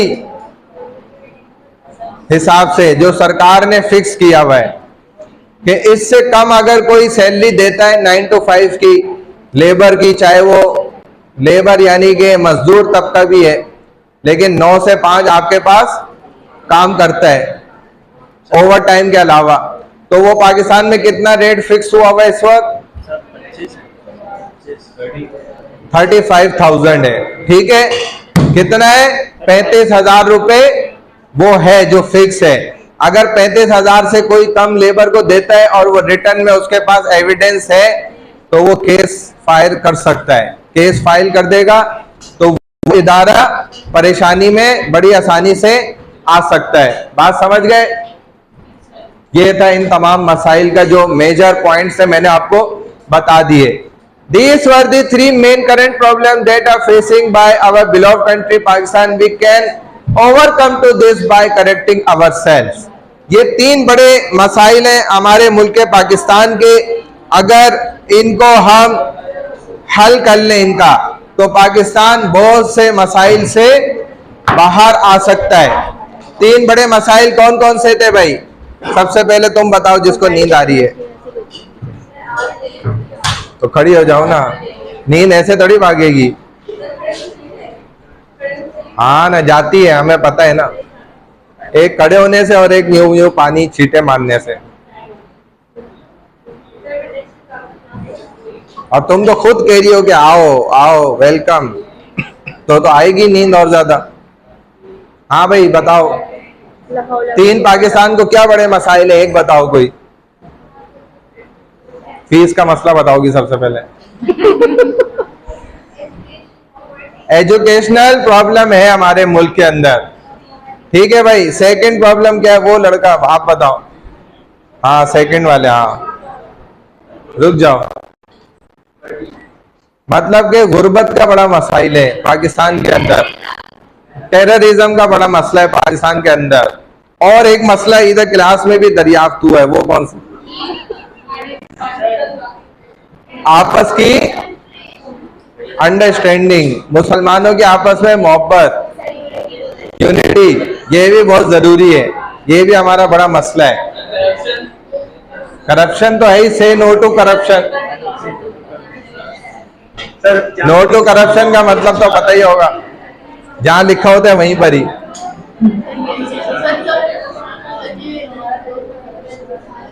करता है ना, इसी से तो पहचान है पाकिस्तानियों की। नहीं करेगा तो ये पाकिस्तानी कैसे कहलाएगा?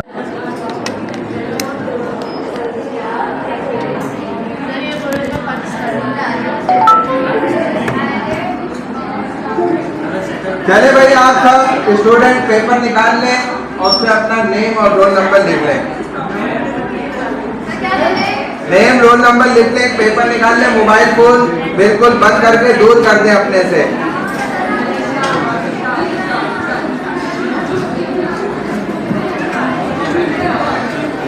जल्दी कर लें, 40 मिनट्स का है।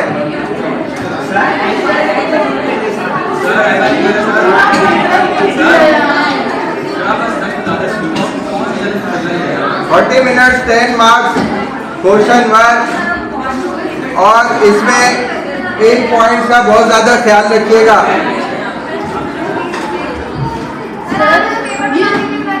इन पॉइंट्स का बहुत ज्यादा ख्याल रखिएगा भाई। तस्वीर नहीं ले, पिक्चर नहीं लेनी है। कोई भी स्टूडेंट पिक्चर नहीं ले, मोबाइल बंद करें, मोबाइल बिल्कुल दूर कर दें। ये मैं फाइनल एग्जाम की प्रिपरेशन के लिए मैंने बनाया है, इसलिए कोई तस्वीर भी डालने की है तो डिलीट कर दें और मोबाइल फोन बंद कर दें, दूर कर दें अपने से बिल्कुल जल्दी से।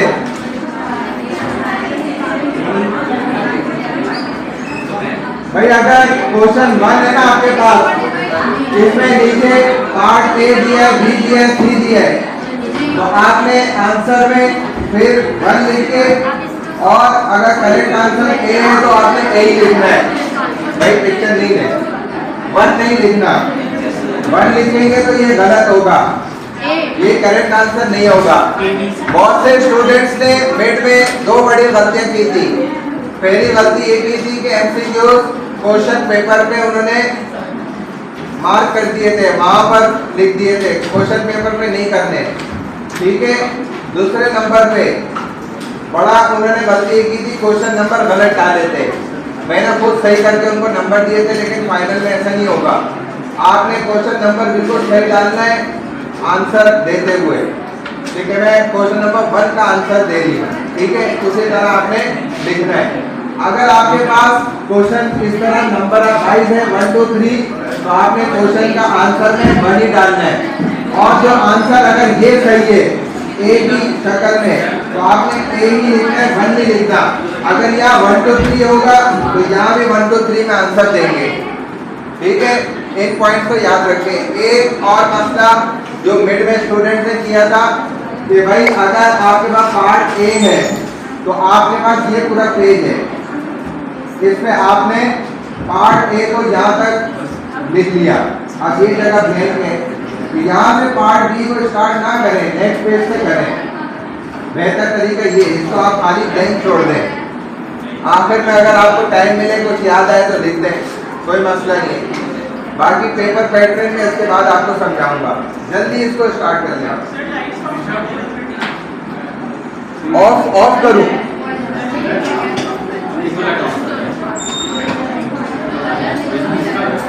कोड किसी के पास नजर ना आए मुझे यूज करते हुए।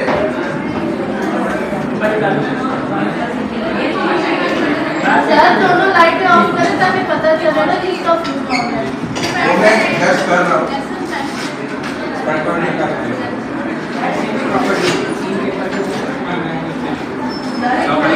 स्टार्ट करें फिर टाइम कर रहे हैं।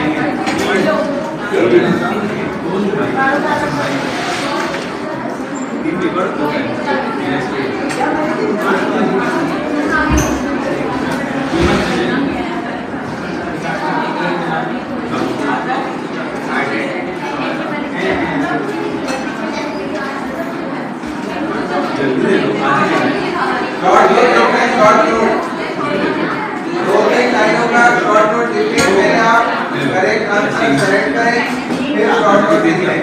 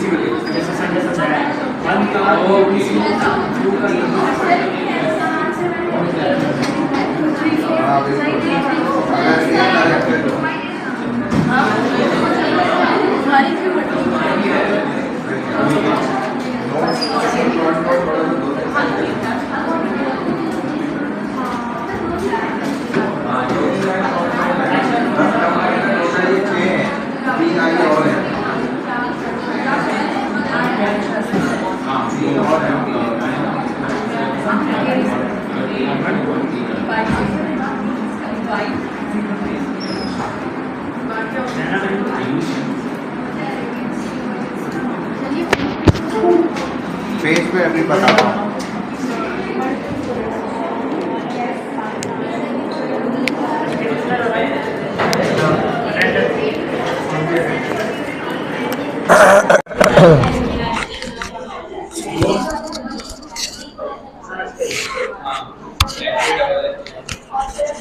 क्या कर रही है नीचे? क्या है नीचे? बंद करो जल्दी से, मोबाइल उधर करो।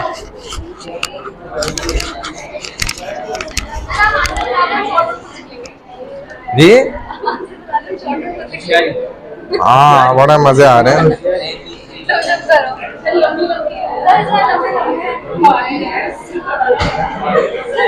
हाँ जी,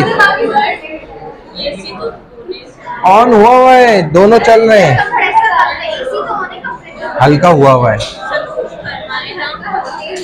वरना तो बहुत गर्मी हो जाती है इधर। ये जो अभी मॉल सही है ना, ये हल्का चल रहा है। बोला है वो है ही नहीं, अटेंडेंट ही नहीं, कैसे बोलूं?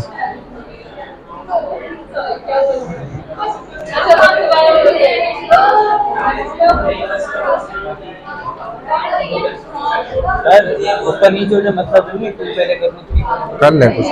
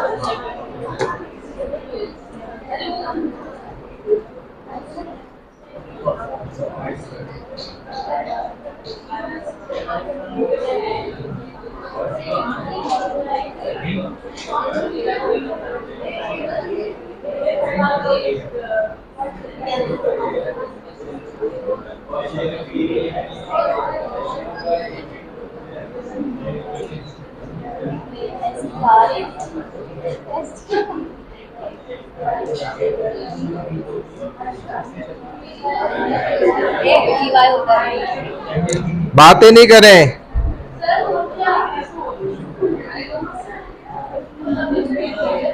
और भी है नीचे, अभी करता हूँ मैं, रुके। जल्दी जल्दी करें भाई, फास्ट करें ताकि मैं इसको नीचे करूं।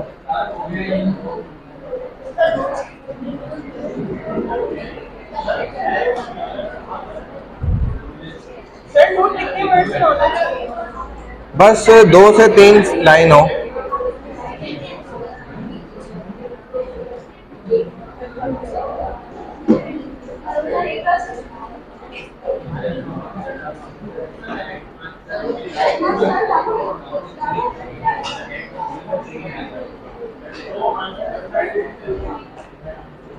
तो नेट चलाना भी नहीं है बेटा,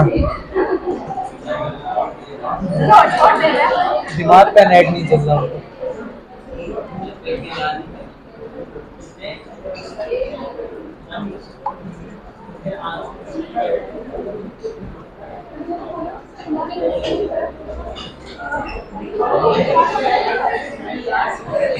भाई खुद से करें, बात नहीं करो, बात नहीं करो, खामोश हो जाओ।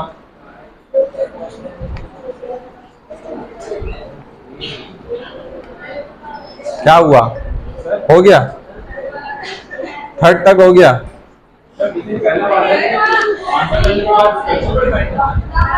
करेक्ट आंसर सेलेक्ट करके फिर उसको डिफाइन करें।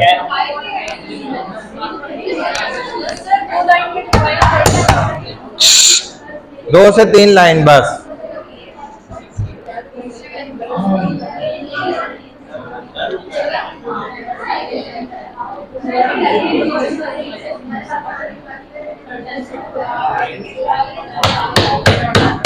बात नहीं करनी है कहीं, खामोश। आप जो बात कर रहे हैं ना, उसको बाहर निकालूंगा मैं, ताकि 10 नंबर उसके जाया हो जाए। हाँ ना, क्यों नहीं? सीपी में ऐड कर रहा हूँ भाई मैं। आप ये फाइनल में सीपी खुलेगी, पता चल जाएगा।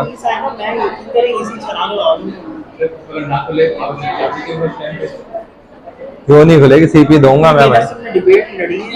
सर मैं डिबेट में थी, सीपी मार्क्स में क्लास पार्टिसिपेशन। क्या सर मैं डिबेट में थी, ग्रुप में मेरा नाम नहीं था तो नंबर गए बस। सर मैं सारी क्लासेस आपकी डन हुआ था, ग्रुप पे चेक करा, डन करा आपका नाम हमने। सर प्रेजेंटेशन पे भी तो डन हुआ है। हुआ तो फिर तो हो गया ना। डिबेट की बात कर रहे हैं।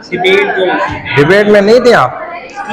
सर नाम नहीं लिखा था उन्होंने। क्यों नहीं लिखा था? मैंने तो पेपर चलाया था लिस्ट का। सर इन्होंने हमारे नाम नहीं लिखे थे। वो क्यों लिखते हैं? मेरा भी नहीं लिखा। हाँ तुम लोग बड़े सही, आज के बाद हम भी तुम्हारा नाम नहीं लिखेंगे सर। सर मैं मतलब ये देखे इसने मेरा नाम, मेरा किसी ने छापा ना, मैंने तो उठ के मार दिया।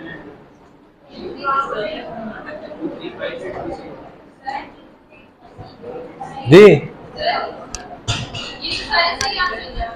सब सही है। अभी मैं सॉल्व पेपर खोलूंगा थोड़ी देर बाद, पहले ये एंड हो जाए। If we have to choose the best one, तो obviously तीनों सही होंगे, तो एक हमें एक एक सही है सब में, कैसे कैसे हो सकता मैं बता रहा हूँ ना। जो मेरे हिसाब से सही है वो है? अगर हम सेकंड वाले की बात करें, कंप्लेंट्स भी है जिसमें सॉल्व पेपर्स भी हैं, रीपिंग भी है, रिलेशनशिप नंबर भी है। आप कैसे कर सकते हैं कि ठीक गलत है कि सही है?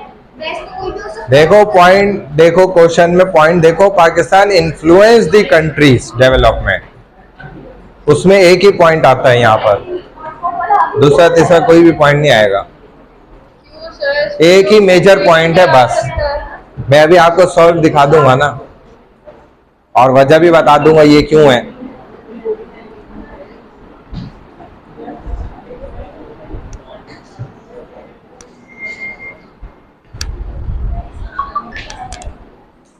जल्दी जल्दी करें, टाइम कम होता है इसमें।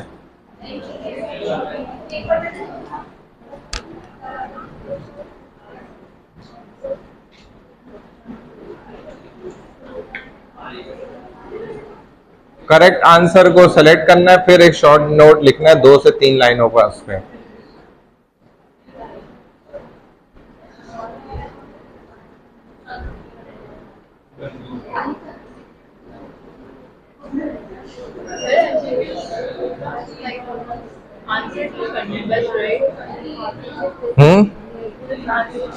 करेक्ट आंसर सेलेक्ट करके उस पर शॉर्ट नोट लिखना है 2 से 3 लाइन का।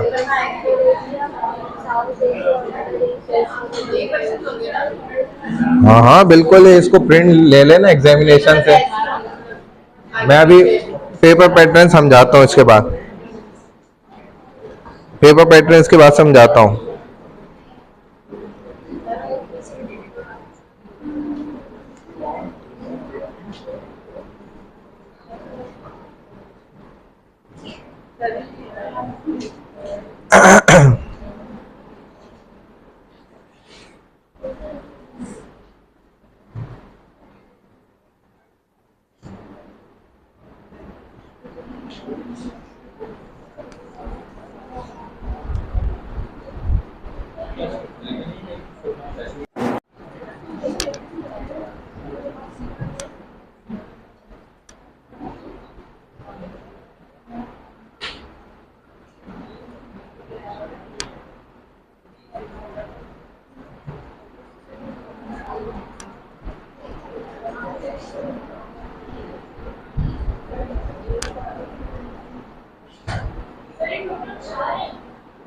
सिक्स, 2 और हैं।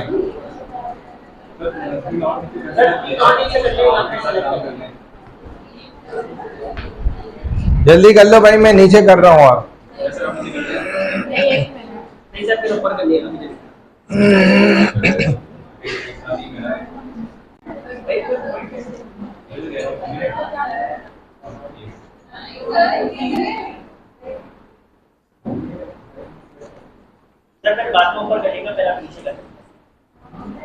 फर्स्ट और सेकंड हटा है, बाकी थर्ड से तो आ रहा है। ये लोग नाराज हो जाएंगे जिन्होंने थर्ड भी नहीं करा ना, थर्ड कैटेगरी वाले तो थोड़ा रहे ना।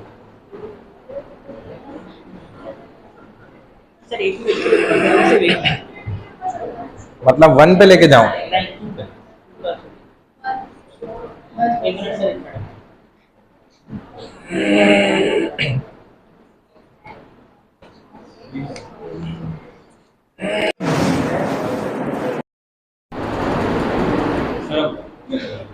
कर दूं?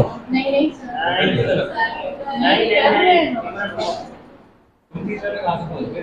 अरे सेकंड पे लिखा हूँ।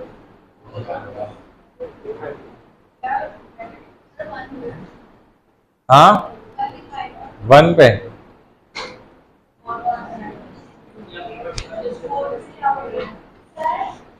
जी ये सामने लिखा हूँ। क्या करूं? वहां पे आऊं?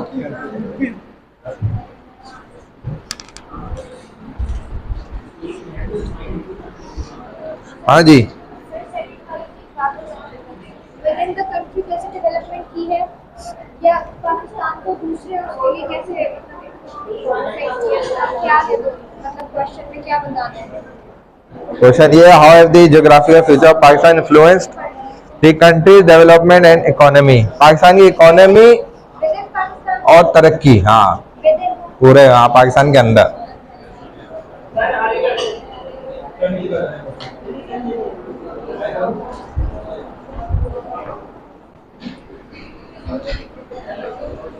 Geographical features of Pakistan influenced in development of Pakistan। आपने पढ़ा है, मैंने समझाया भी था वहां पर ये पॉइंट, और बहुत सिंपल आसान है। अभी आपको आंसर बताऊंगा तो फिर आप मान भी जाएंगे।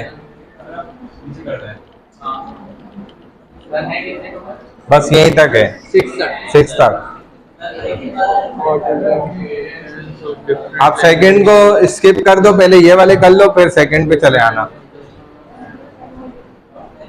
अभी जहाँ हो उसमें तो खुश रहो।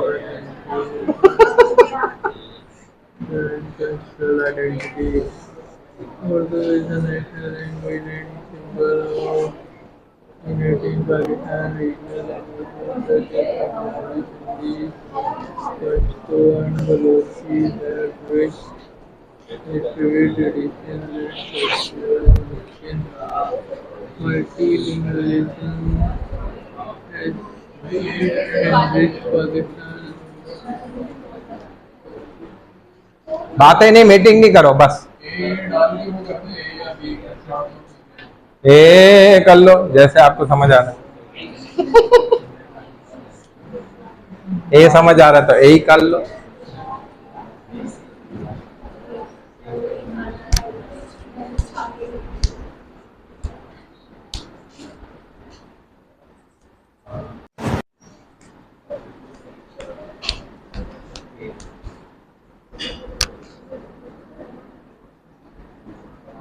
तस्वीर उड़ा दिएगा, लेकिन ये अलाउ नहीं कर रहा मैं किसी को पिक्चर। उड़ा दी आपने कहा।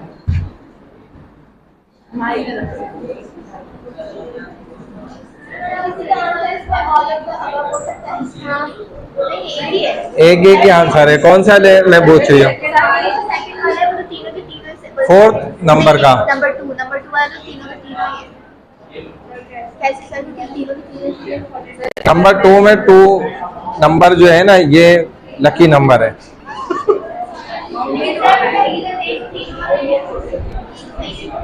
नहीं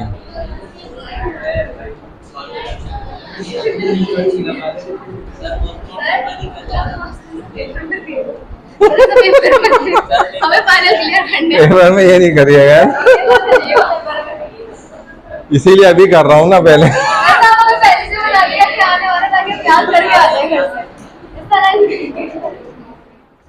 भाई इसको समझ लिया अगर तुमने तो इंशाल्लाह पेपर अच्छा हो जाएगा। आप समझे?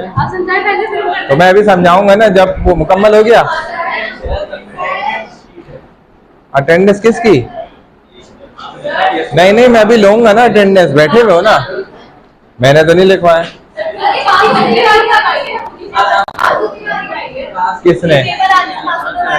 पता नहीं, किसी बहुत शार्प माइंड, नाम किसका लिखा हुआ है? वो शार्प माइंडेड होगा बैठा हुआ। थर्ड कौन? पहले ये कर लो, थर्ड को स्किप कर दो अभी। पहले ये कर लो, थर्ड को स्किप कर लो, फिर हम ऊपर जाते हैं दोबारा। भाई इसको संभाल के रख लो, आगे नहीं चलाओ। भाई इसको ऐसे ही रख दो, आगे नहीं चलाओ, ये बेकार है। मैं अटेंडेंस अभी लूंगा, मैं अटेंडेंस।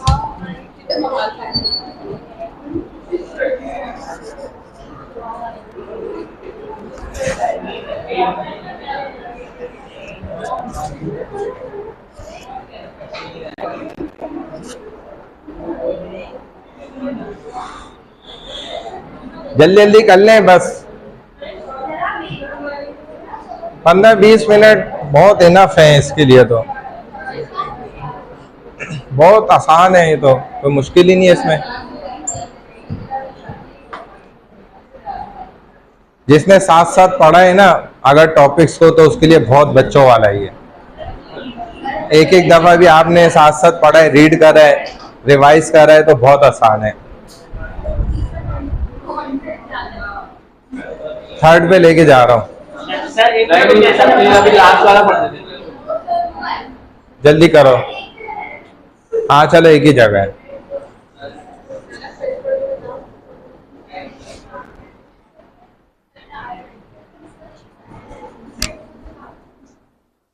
रुक जाओ, पहले ये वाले कर लो, 2 को अभी स्किप करो। ये हो जाए सबके, फिर मैं ऊपर कर देता हूँ।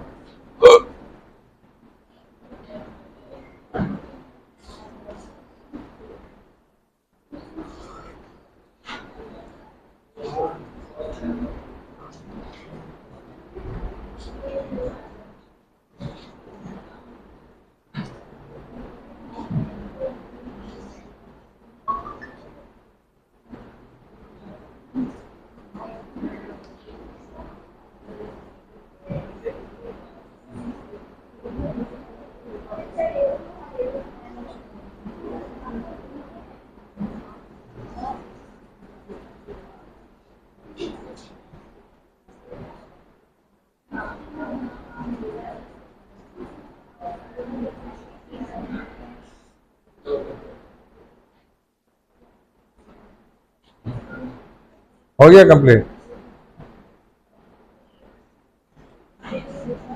हो गया। तो अब ये इसकी एक तस्वीर लो साफ, जिसमें आपका रोल नंबर, नाम भी आ रहा हो। जितने पेजेस हैं ना, मुझे पर्सनल पे मुझे भेजें, व्हाट्सएप करें। पेपर मैं कहाँ संभालूंगा, अभी मुझे जगह पे जाना है।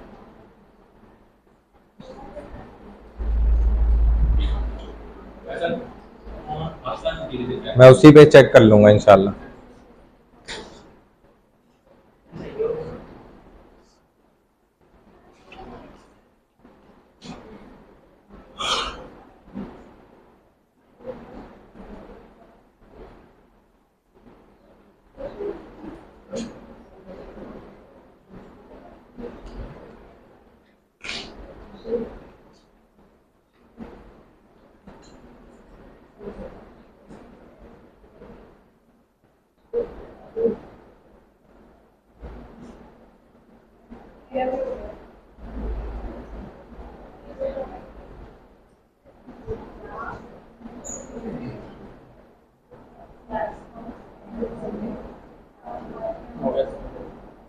कंप्लीट हो गए? कोई रह तो नहीं है बीच में? भाई इसको आप तस्वीर खींचें, साफ ब्लर ना हो, उसमें पढ़ा जाए ना। नेम रोल नंबर भी आ रहा हो, मुझे पर्सनल में व्हाट्सएप करें।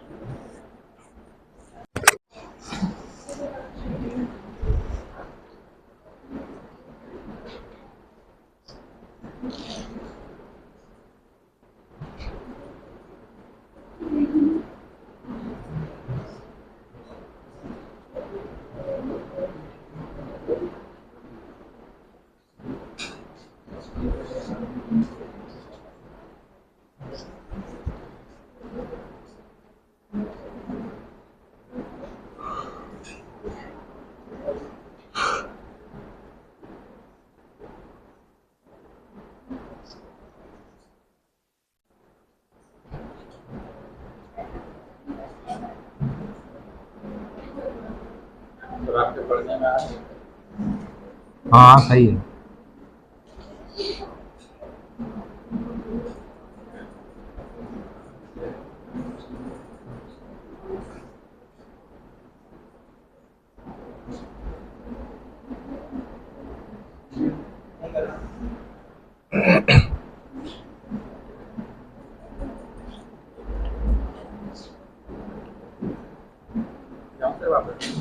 रुक जाओ थोड़ी देर, अभी उन लोगों को फारिग होने दो।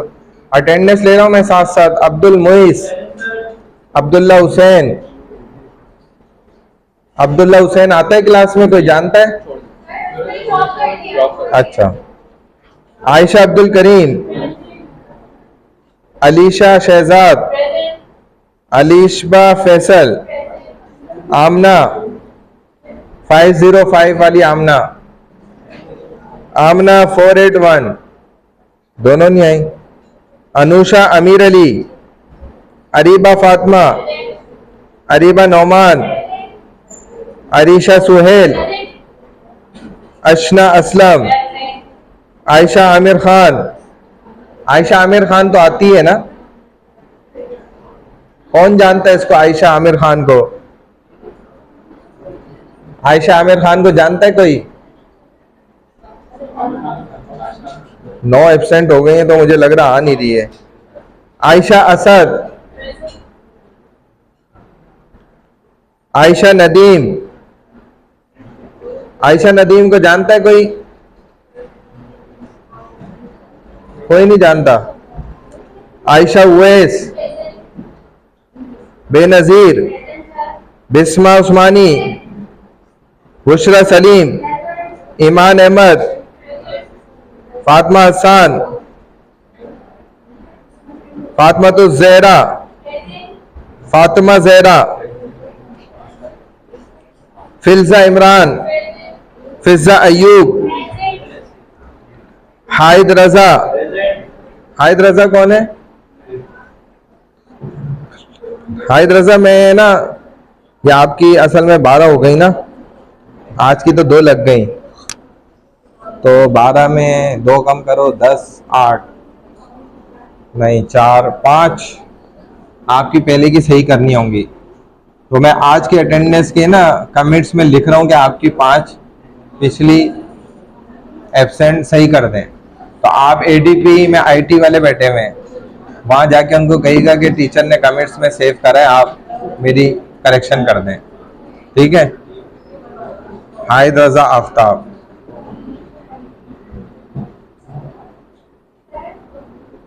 जी जी, अच्छा।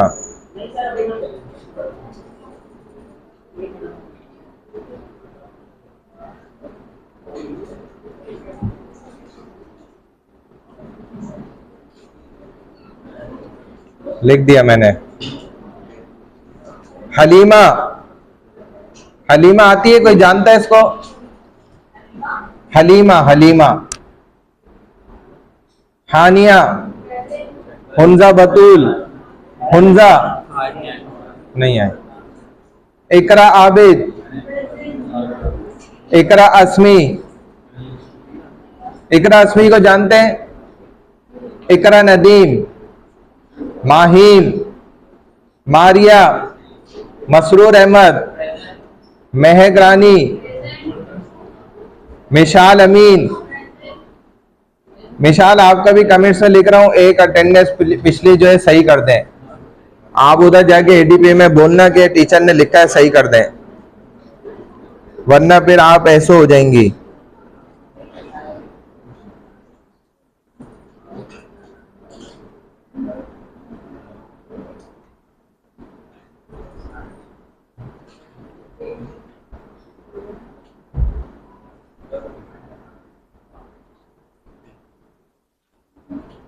मोहसिन, मोहम्मद अली नवाज, मोहम्मद अजलान, मोहम्मद मुस्तफ़ा, मोहम्मद सुमीत।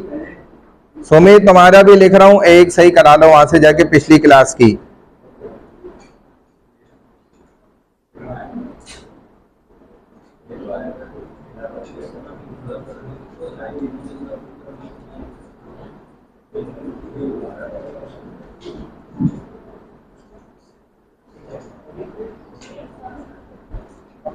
मोहम्मद सुनैन अमीन, मुजना सगीर, पलक, राबिया शेख, रिजा अली खान, सबा, सम्मान असलम, समरीन अहमद, समरीन अहमद हाशमी, जानते कोई इनको?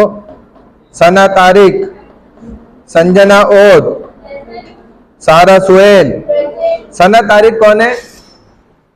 सना तारिक है, बेटी भी सही है। सारा सुहेल, सारा सुहेल आपका भी लिख रहा हूं, एक सही कराओ जाके एडीपी में।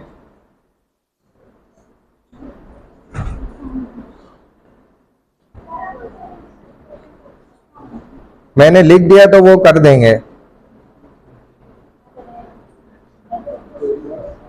सुहेबा मोहम्मद अशरफ, सैयद हसन नईम, सैयद मोहम्मद हसन अस्करी, सैयदा ईमान उवैस, सैयदा जोहा कमाल।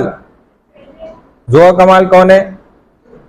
आपका भी लिख रहा हूं, एक सही होगी तो पेपर में बैठने देंगे। जोहा कमाल का भी लिख रहा हूं। 7 अलाउ, 8 पे बैठने नहीं देते, 8 हो गई हैं।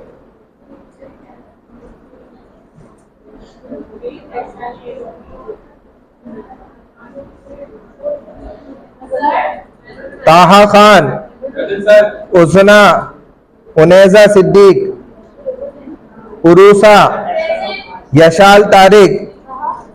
यशाल तारिक को जानता है कोई?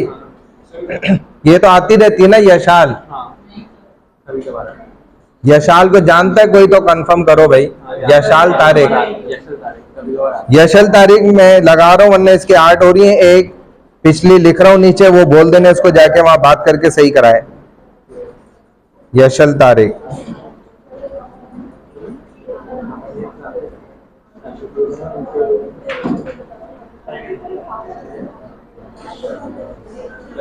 यूसरा याकूब, जैनब। जैनब का है? ये सिर्फ जैनब है। जैनब कौन है? सिर्फ जानता है उसको कोई? जैनब है 9687, 687 आ रहा है इसके रोल नंबर में। नहीं जानते? जारा शेख, जोहा काजिम, जोया शहरियार। चलो उसकी इतनी एब्सेंट नहीं है, उसका मसला नहीं है। आपका क्या नाम है? हुंजा, हुंजा बाजी।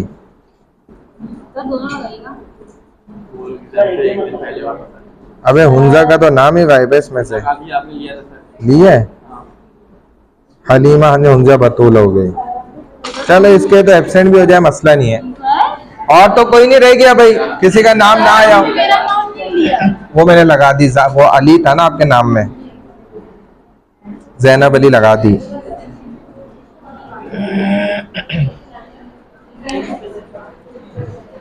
हाँ जी, हो गया। तस्वीर साफ सुथरी तस्वीर लो, उसमें आपका नाम रोल नंबर भी आ रहा हो, दोनों तरफ की मुझे प्राइवेट में व्हाट्सएप करें। व्हाट्सएप कर दी जी?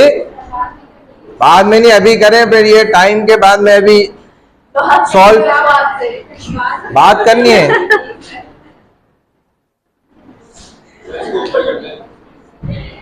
ऊपर कर दूं?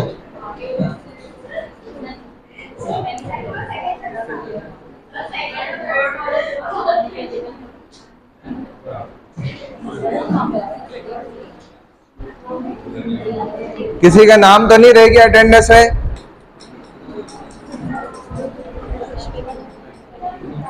हाँ जी। सर मेरा ना इंटर्नशिप के लिए मैंने अप्लाई किया था ना, तो मेरा 2 बजे ओरिएंटेशन है, मुझे वहाँ जाना है। मैं लीव कर सकती हूँ? 2 बजे जाना है? वहाँ पहुँचना है। किस जगह? शाह टाउन में है। शाह लतीफ टाउन? नहीं सर, लोकेशन है ये शाह फैसल से आगे, शाह फैसल से आगे, एक रोड के से आगे थोड़ा। अच्छा, बस 5-10 मिनट रुक जाओ, मैं फाइनल पेपर थोड़ा सा समझा दूं पैटर्न। सर नहीं आ रहे। चलो जैसे ही पहुंच जाए तो मुझे बता देना, चली जाना। सर इसमें क्या करना है? इसके आप व्हाट्सएप पे मुझे प्राइवेट में भेज दें तस्वीर लेके। हाँ, जितने भी पेजेस है ना एक साथ व्हाट्सएप करें।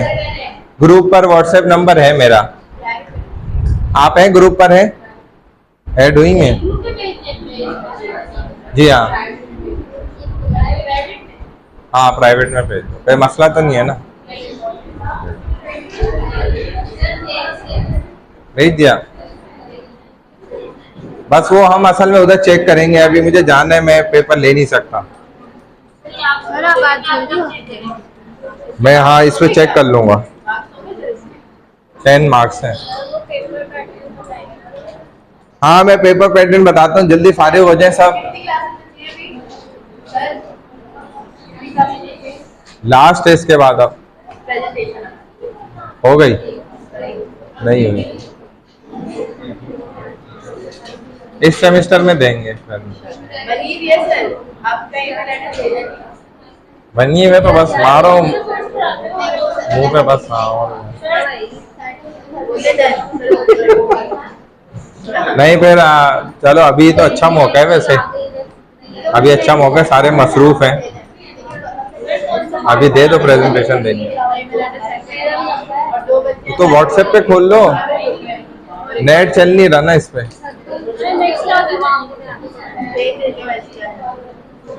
भेज देंगे।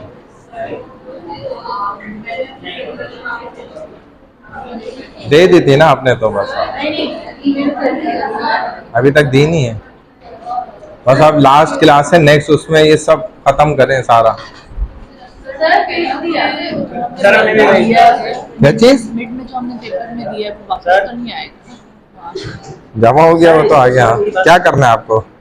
मैंने भेज दिया आपको।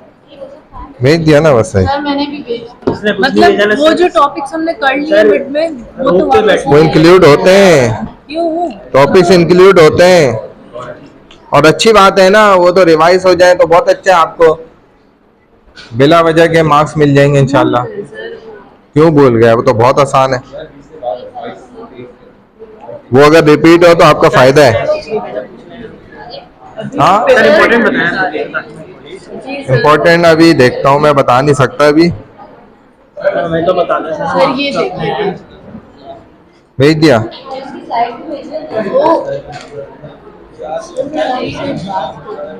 क्या अकेले में? नहीं भाई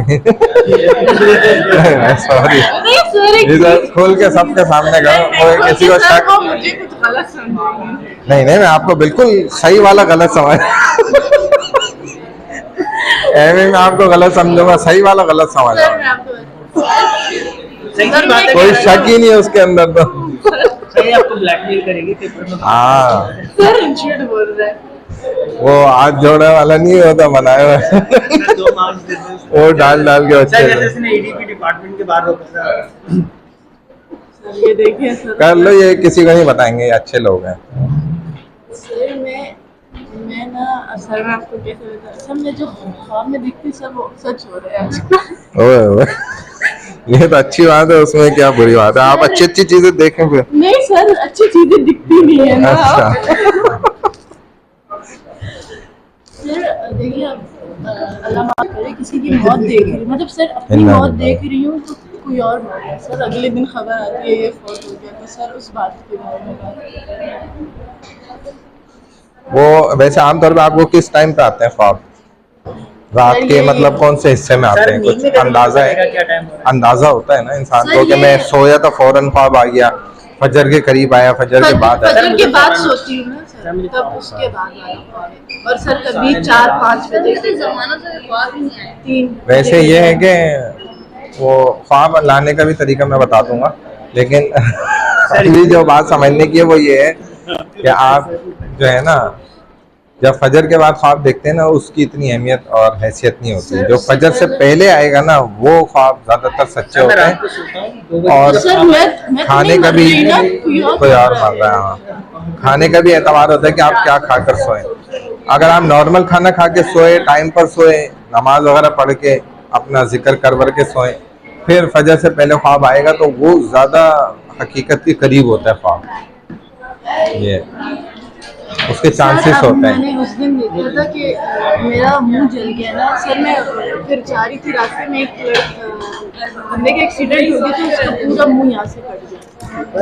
अच्छा तो सर इस बात में वो भाई क्या हो गया? मूवी देख लिया डेस्टिनेशन। नहीं बंद करो मोबाइल। मूवी नहीं देखी। किसकी आवाज आ रही है मोबाइल से?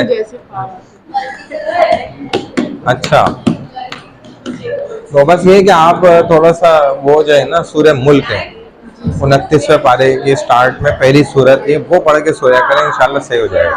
सर लेकिन मैं सर बच्चा काम लाने के तरीके बताएं मुझे। सूर्य बकरा नहीं, सूर्य मुल्क आप खुद से पढ़ के सोए तो सेट हो जाएगा ये सारा। पक्की बात है ना सर, अजीब व गरीब ख्वाब आ गए। नहीं सही हो जाएगा बिल्कुल।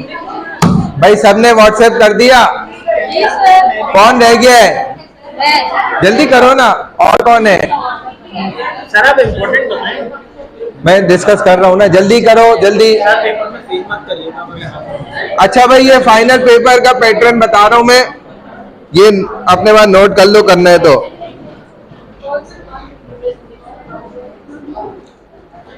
अच्छा फाइनल पेपर आपका टोटल जो है 40 मार्क्स का है और आपके टोटल 3 सवालात हैं इस पेपर में आपके पास। अच्छा ये बात याद रखें कि एमसीक्यूज में अगर आपको ABCD करके ऑप्शन दिया है तो आपने ABCD में ही आंसर देना है। 1 to 3 में दिया है तो 1 to 3 में आंसर देना है, इसके उलट ना करिएगा।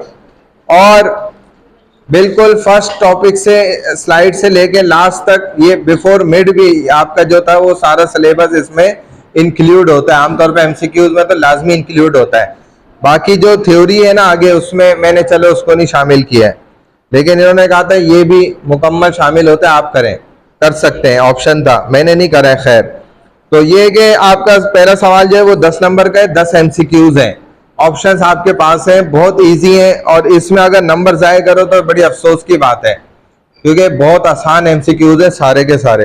क्वेश्चन नंबर 2 15 मार्क्स का है, क्वेश्चन नंबर 3 भी आपका 15 मार्क्स का है। क्वेश्चन नंबर 2 में 3 पार्ट है आपके पास, 1 2 3 ABC करके, ऐसे ही क्वेश्चन नंबर 3 में भी 3 पार्ट्स हैं ABC करके, या 1 2 3 होगा, इन दोनों में से कोई एक ही। अब 15 नंबर का मतलब ये है कि एक पार्ट आपका 5 मार्क्स का है। 5 नंबर का मतलब ये है कि आप अगर दरमियानी राइटिंग लिखते हैं, बहुत ज़्यादा बड़ी नहीं है बहुत ज़्यादा छोटी नहीं है, तो आपको 1 पेज लिखना चाहिए 5 नंबर हासिल करने के लिए। तीनों पार्ट्स के 15 मार्क्स होंगे, तो ये 15 15 30 हुए और 10 वो एमसीक्यूज के, तो ये 40 मार्क्स हो गए टोटल। ठीक है, पेपर का टाइम तो आपको पता ही है, मेरा ख्याल है फाइनल में 2.5 घंटे होते हैं शायद, है ना, ऐसे ही है ना, फाइनल में 2.5 आवर्स होता है। अब आप मुझे कहेंगे कि भाई टॉपिक्स बता दो, तो टॉपिक्स में अभी आपको नहीं बताता, मैं लास्ट क्लास में कोशिश करूंगा कुछ टॉपिक्स आपको बता दूंगा, ठीक है, लमसम, वहां से आप थ्योरी बेसिस की तैयारी कर लें तो इंशाल्लाह आपके अच्छे नंबर आ जाएंगे। अभी इसलिए नहीं बता रहा कि ये पेपर जब तक प्रिंट नहीं होगा तो ये फाइनल नहीं होगा। अगर पेपर में चेंजिंग आ गई तो आप कहेंगे कि आपने तो वो टॉपिक बताया था, ये किसी और टॉपिक से आ गया। तो जब मैं प्रिंट करा के इसको फाइनल कर दूंगा तब मैं आपको इंशाल्लाह टॉपिक भी कोशिश करूंगा कि समझा दूं। इसका मैं ये कंप्लीट हो गया, इसको हटा रहा हूं, इसका सॉल्व पेपर दिखा रहा हूं आपको, इसका सॉल्व पेपर देख लो, कर लिया आपने, यहाँ से जरूरत तो नहीं देखने की, आप वैसे पिक्चर हमने अलाउ नहीं किया किसी को।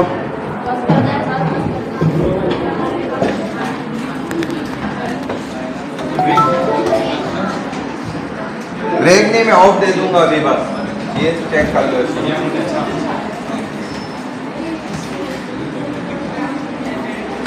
कितना रह गया? हाँ भाई लड़के आपने कर दिया व्हाट्सएप, बाकी किसका रह गया? सबने कर दिया व्हाट्सएप, क्योंकि हमने ये टाइम देखना, उसके बाद मैं जब सोल्यूशन पेपर दिखाऊंगा तो फिर काउंट नहीं करूंगा। 137 हो रहे हैं, किसी ने नहीं भेजा तो बता दो अभी। 1 2 3 4, जिन्होंने भेजा नहीं टाइम है तो वो अपना नाम लिखवाएं, फिर टाइटल का सेट करूँ ना बाद में, क्योंकि सॉल्व पेपर में खोल रहा हूँ। जल्दी करो, जल्दी करो फिर।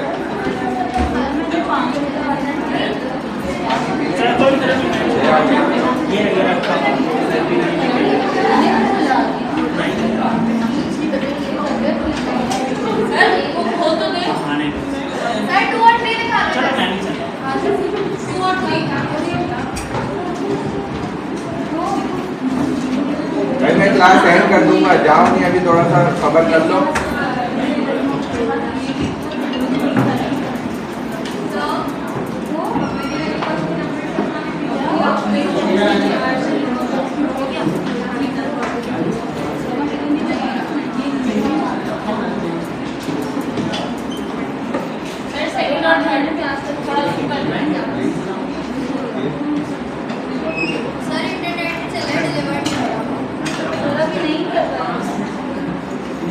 आ जाके देख लो, ट्राई कर लो, जाओ।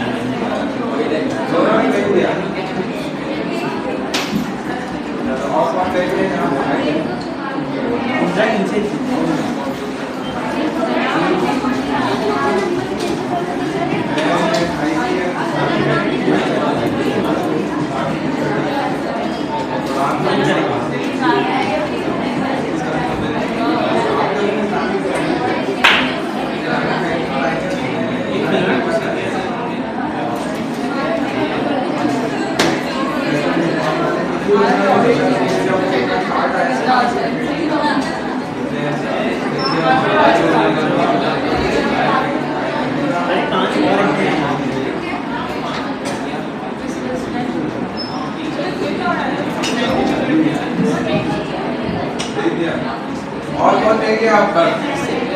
जल्दी करें भाई।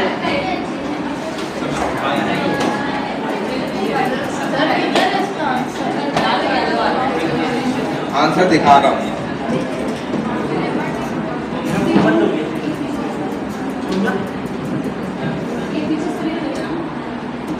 जल्दी भेजिए भाई, जल्दी करें।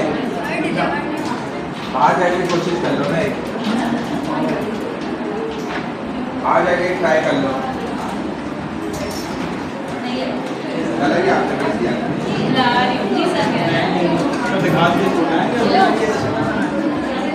जल्दी करो, जल्दी।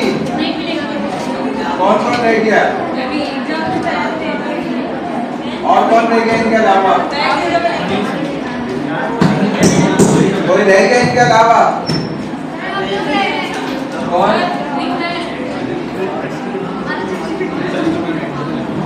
जल्दी करो, जल्दी।